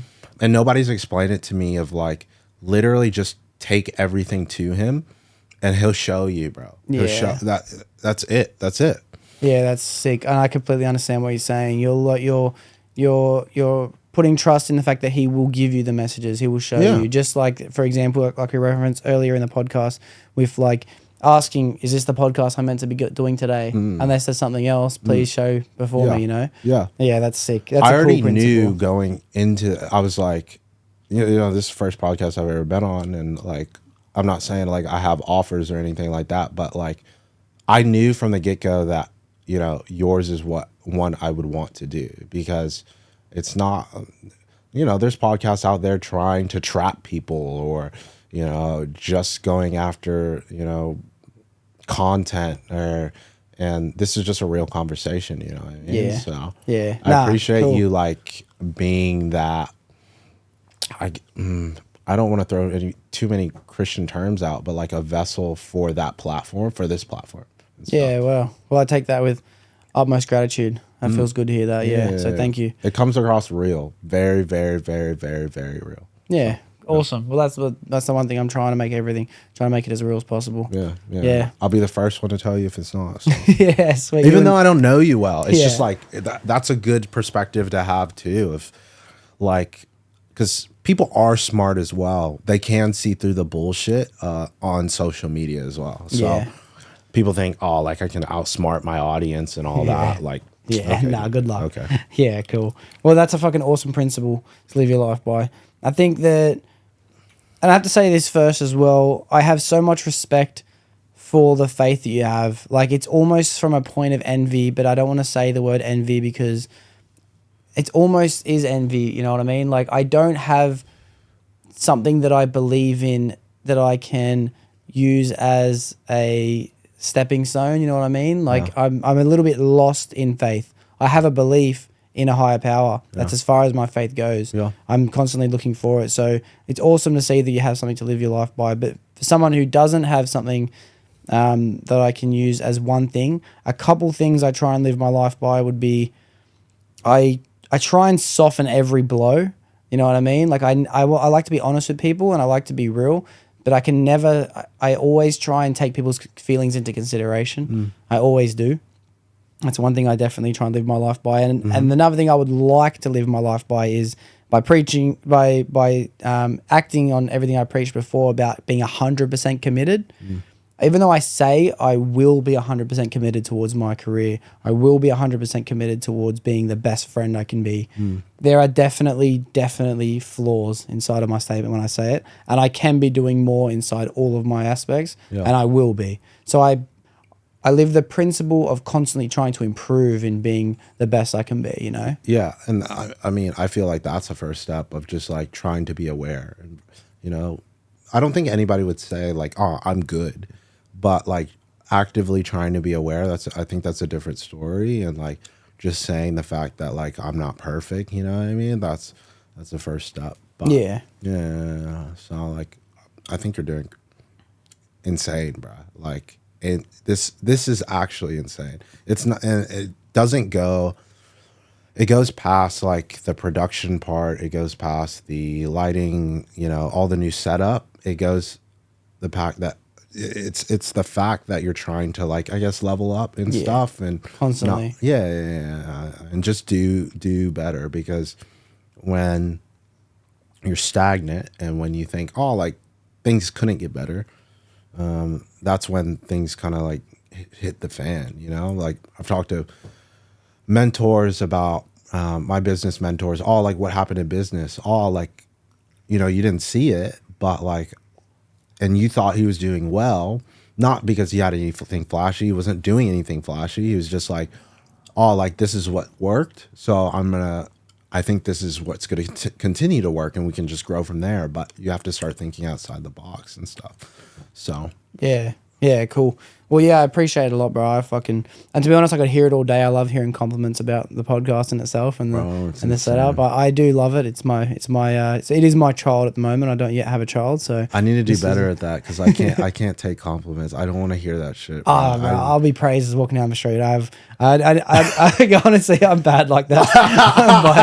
I'm bad. That's real. But to be honest, it's only because I actually had to taught myself that skill, taking compliments. Yeah. It comes up a lot when you do podcasts, especially because it's a long format conversation, Yeah. knowing that other people are listening. Yeah. So especially going back and watching yourself do it so many times, you notice your own little tendencies, you notice your own little habits, whether it's biting your nails or whether it's like touching your head in certain places.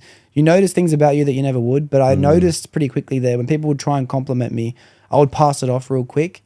And because I have a camera pointed at both persons, I have a constant view of the other person. It's almost like I felt like they didn't feel like I was taking their compliments seriously, you know? Right. So it is actually, I'm starting to believe, a good skill to learn to accept compliments. I used to just be like, oh, nah, seriously. Trust me. You're the man, bro. You're the man. But I do think when a compliment comes, you should really take it as sincere as possible. And my actions don't fall through, but like I fully believe it too. It's just on my own journey. That's such a cop out, but like, bro, it's just it's a good cop out. Bro. I'm on my own journey. I'm gonna start using that. It's such a good one. But like I'm on my own journey. That's beautiful. I can apply that to so much shit. You don't even have to say that. Like, it's just like, oh, like I'm figuring it out. Just pass it off in any way. casual. But no, it's actually, or staying on that topic. See, I'm trying to push it off. I need to do better at it because also I think an ego thing goes with it because there has been hate since starting, and my ego goes like, I've done this for 2 years of helping influencers grow. Like, I kind of know what I'm talking about when like I'm doing this content creation, and it speaks for itself in the last month, and now people are hopping on the train. You know what I mean? It's like, oh, like you didn't believe in me when it's like at this low level, but being aware of it. So like when it does get bigger, I'm not saying the same shit of like, you didn't believe in me. Like, I was just talking with someone, instead of, we all come in with like prejudgments, no matter what. We can say, oh, like I don't judge, like, and I think both of us are pretty aware of that. Like, we're doing our best not to judge, but we still do. I'm first to admit, bro, I'm judgmental as fuck. I try not to. Yeah, we just do. I'm so judgmental, bro. Yeah. And on one side of it, like, we're meant to, bro. We're meant to, like, oh, that person doesn't take care of themselves. So like, it's not that I don't look at them like as lesser. It's just like, that's how I know how to interact. Yeah. Maybe not take care of themselves, but another example. So, in the gym, that's a big thing. That's a big priority for me, is like gym community and stuff. Like, I feel like people are afraid to, I have been afraid to like go up to a bigger dude because like I feel insecure. I'm like, oh shit, like this dude's massive, and I don't want, as I, have my own goals with fitness and stuff, like I don't ever want to do that. Like, I want, this community aspect, and that's what I love about Elite so much. So, for example, went to Riley's, and I'm actually gonna say his name, but went to Riley's, was training. Like, this was, I think, when I was almost done filming on my phone before I moved to a videographer. Shout out Mark. And there was a guy there. Like, I was like posing in the mirror, like, like pretty insecure at that point of it. It wasn't that long ago. Like, humbly still looked good. Like, it's not weird. You kind of have these judgments of like newbies that kind of like doing it. Anyway, I know what you mean. Anyway, there was massive guy, fucking jacked Leo. Shout out Leo Barca, I think his name is.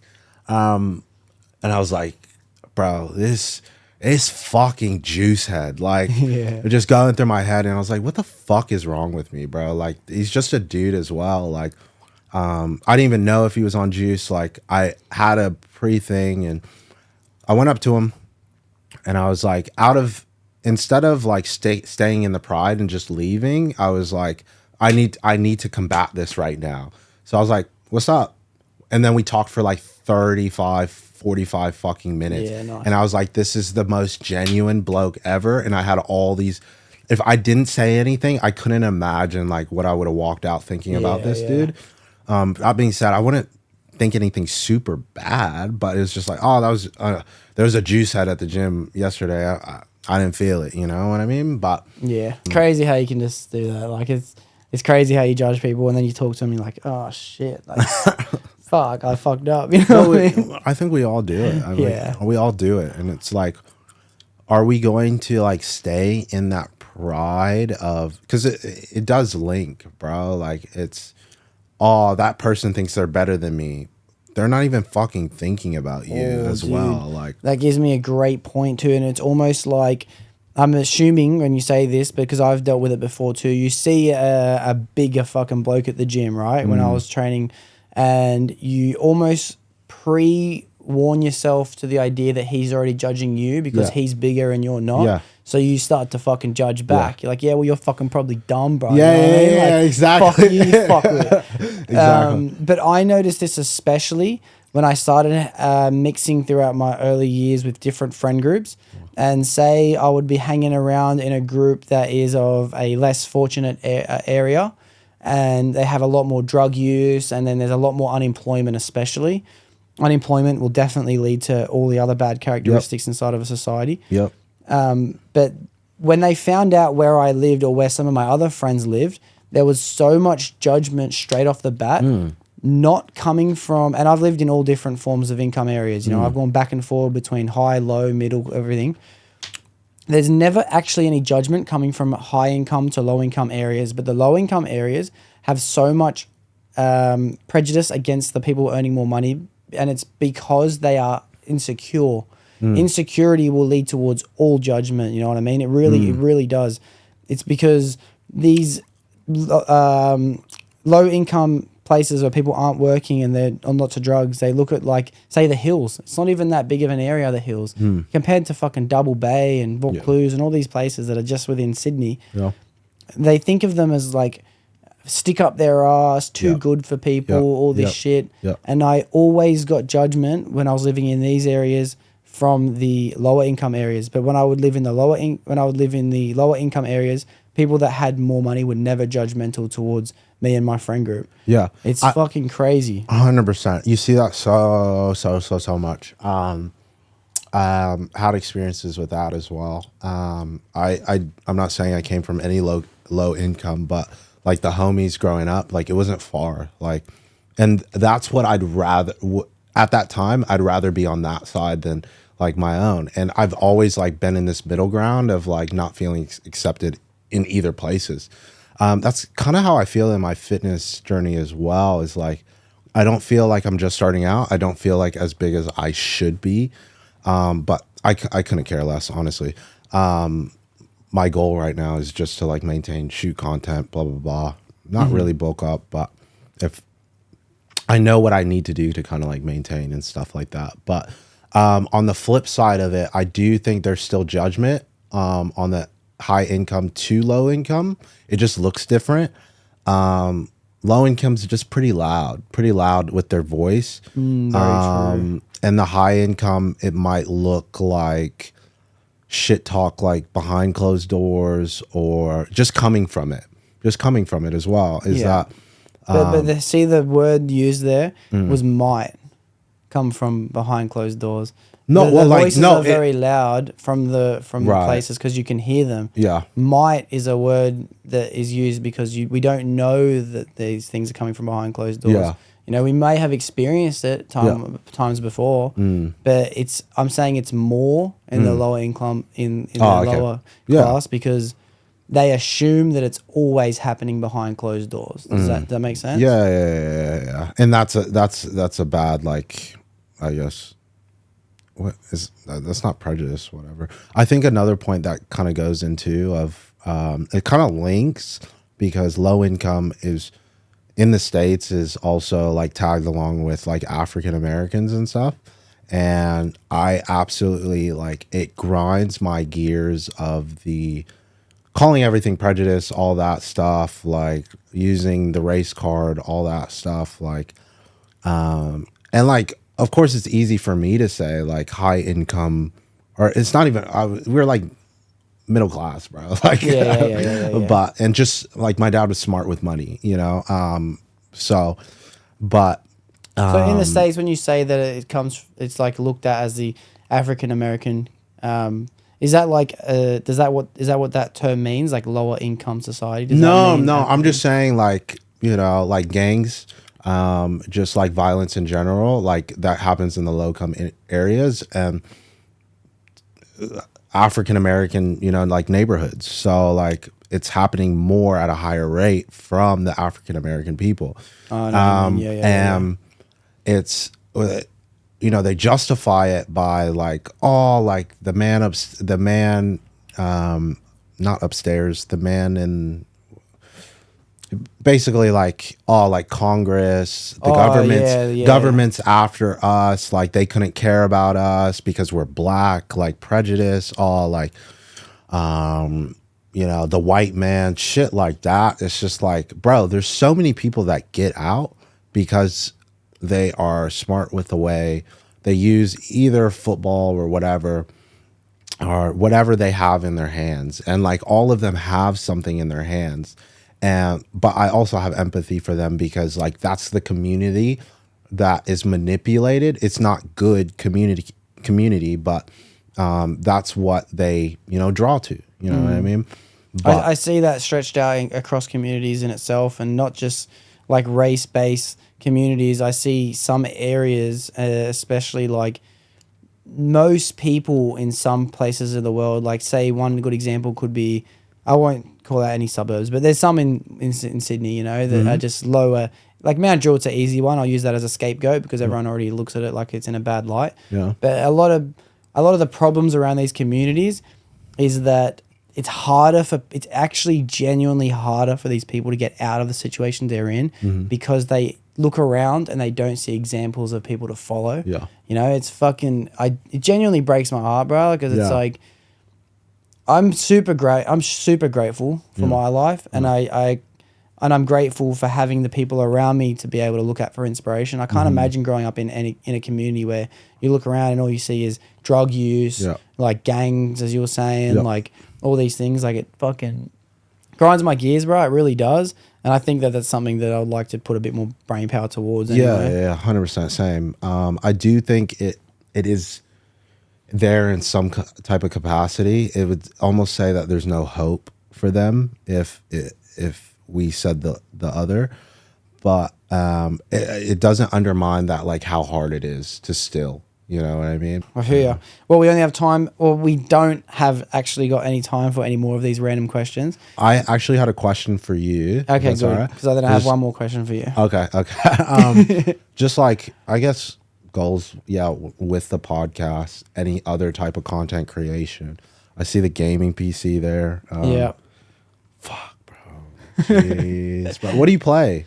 Honestly, I built the PC because I got into a little bit of a period of nostalgia where I wanted to start playing Call of Duty again because as a kid, I don't give a fuck what anyone says. I'll defend this to my bones. I was the best, bro. Like, I'm not kidding, bro. Like, people know what's up. Trust me, I'm not just speaking out of pocket, but like, I had so much fun. I was in such a tight community. Like, this was like, I was in a clan, and our clan would like do the actual comps, and we're in the second best clan in Australia to a point where if I really had have dedicated myself more to it, but I was going through puberty at that stage. I was a young teenager going to a middle teenager, and it just wasn't really part of the persona I was trying to put out there to the universe. You know what I mean? Like, I was more trying to chase girls and fucking go out and shit like that. And, you know, I started doing boxing and shit like that. But in that, I had the opportunities to go do like to Cyber Gamer and these fucking, before EA Sports was a big thing. If I had have known the possibilities, I just sometimes look back and think, damn, like that would have been cool. So I built the PC with hopes to start playing and streaming. And it's also capable to edit videos at the same time if I want to process. But honestly, I downloaded 11% of the total download for Call of Duty, and I haven't started downloading it since because I wanted to start using the internet. That was 10 months ago. So I'm giving up on that. But that's why I built it. Don't say you've given up. Don't say you've given up because I love to hear it, bro. Like, at a very much smaller scale. I had my like competitive days and shit like that.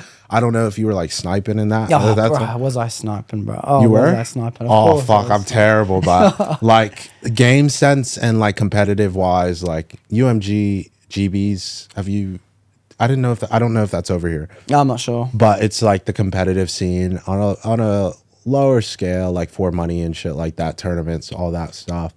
But bro, you got to get in a Rainbow, bro. Like your strategic side. I know. My brother plays it a bit, Bro, you got to get in fucking Rainbow. Like if you get in a Rainbow, I'll fucking buy a PC, bro.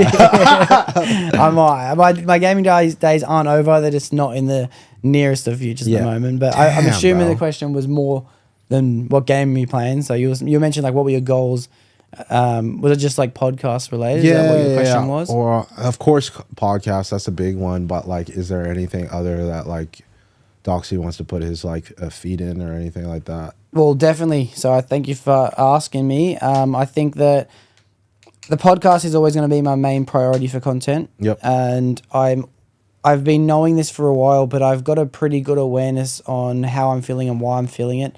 And I know that things are about to level up to the next stage because I'm always, it's like, say for example, nerves, you know what I mean? I've got nerves at the moment, even though they're buried deep within, because nerves tell me that something important's about to happen.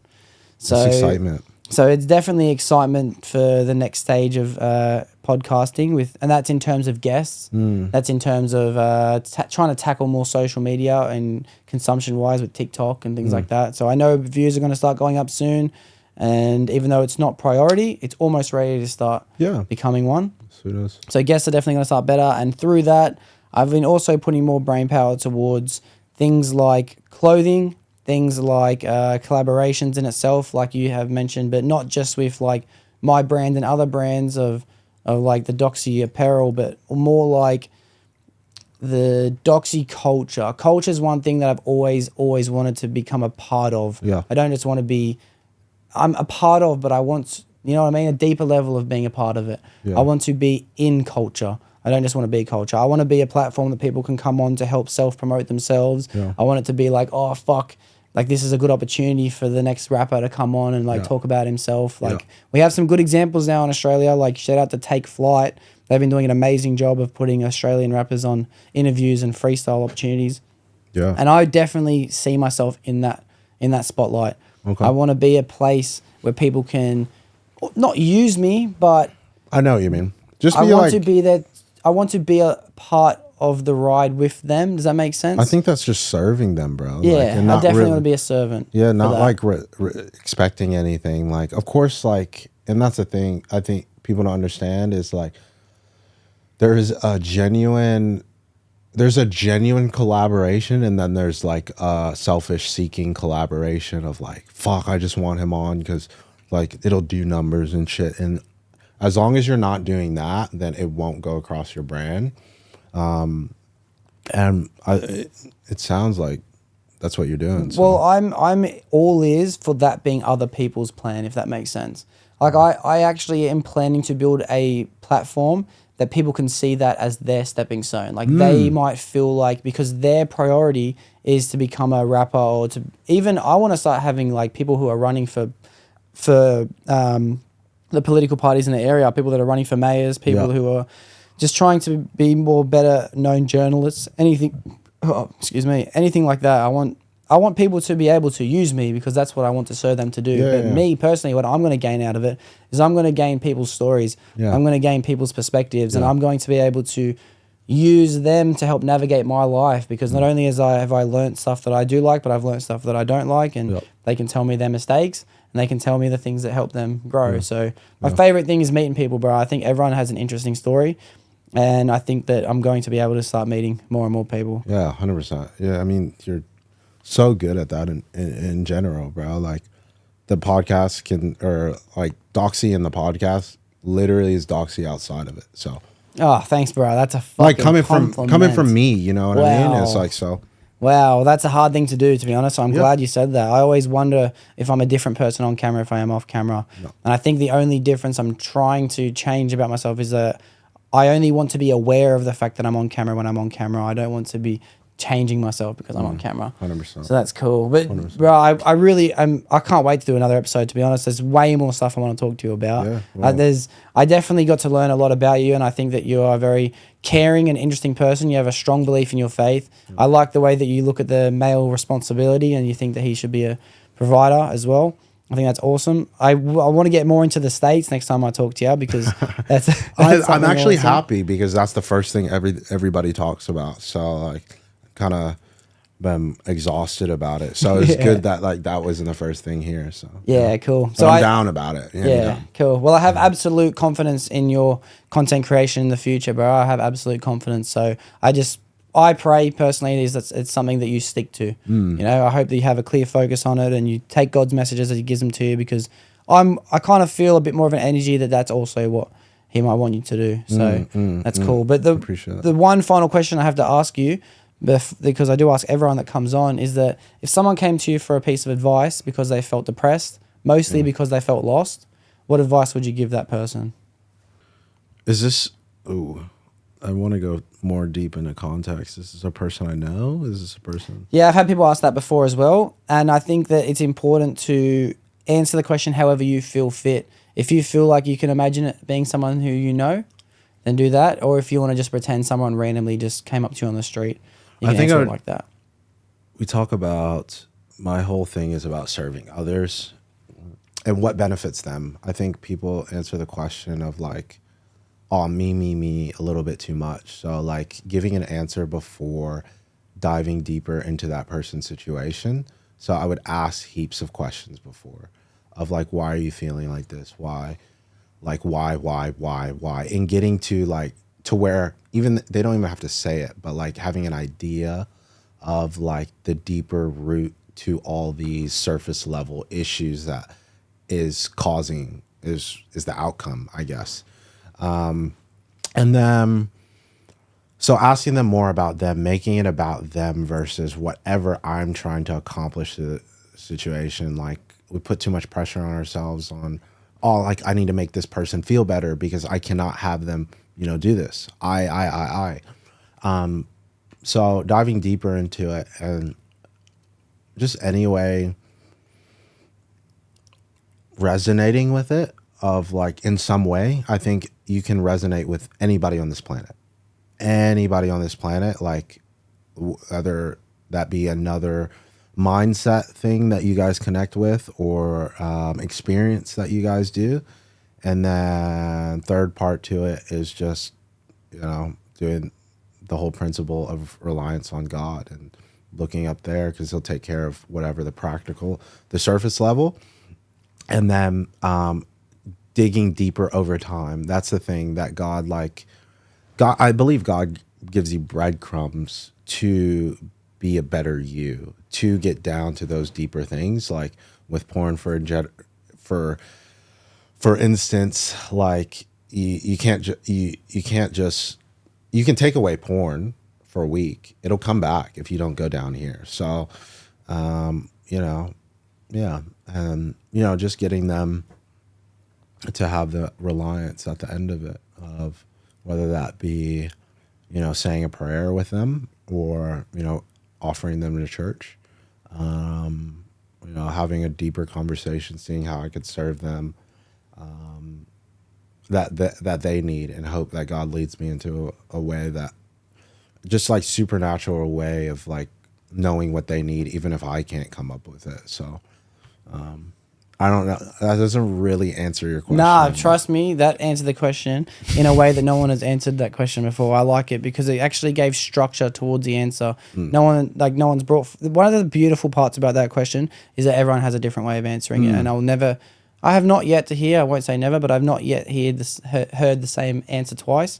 But no one has brought forward a process in which you would try and get towards the end, and that's like step one.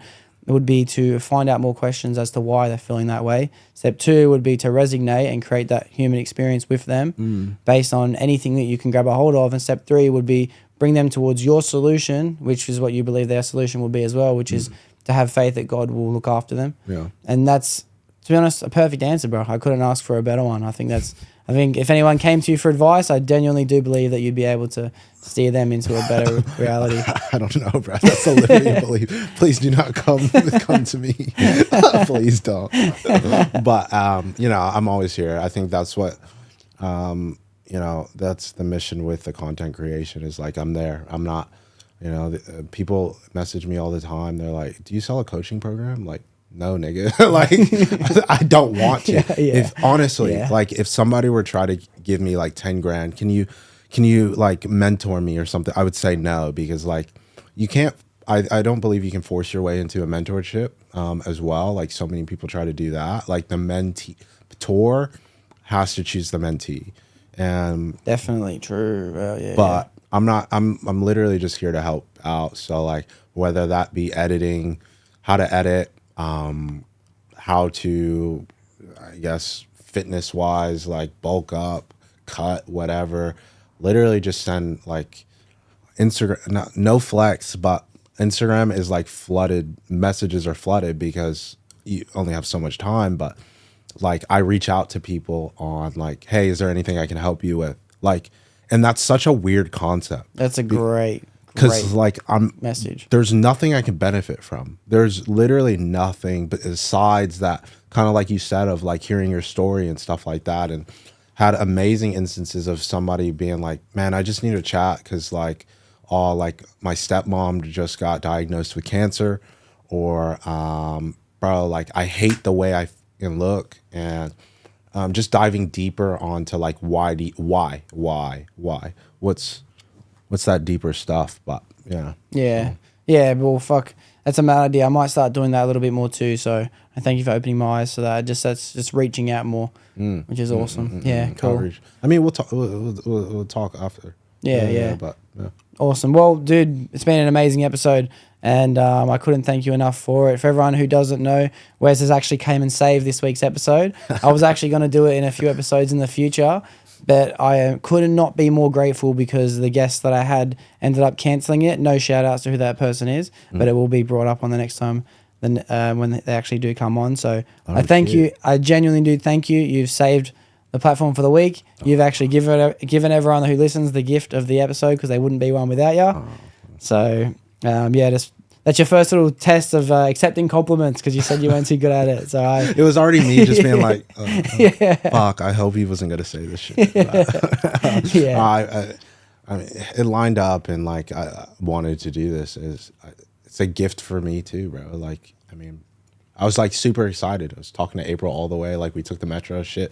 Like, super excited for it. So I'm down for another one. Yeah, gang. Well, we'll look forward to that episode in the future for everyone who listens. Sorry that the audio was so poor in the beginning. As you know, mistakes happen and mistakes will happen again in the future. So just a pre-warning, sorry for the future. But Wes, thank you very much. Look forward to doing it again in the future. And for those everyone listening, that's a wrap. Yeah,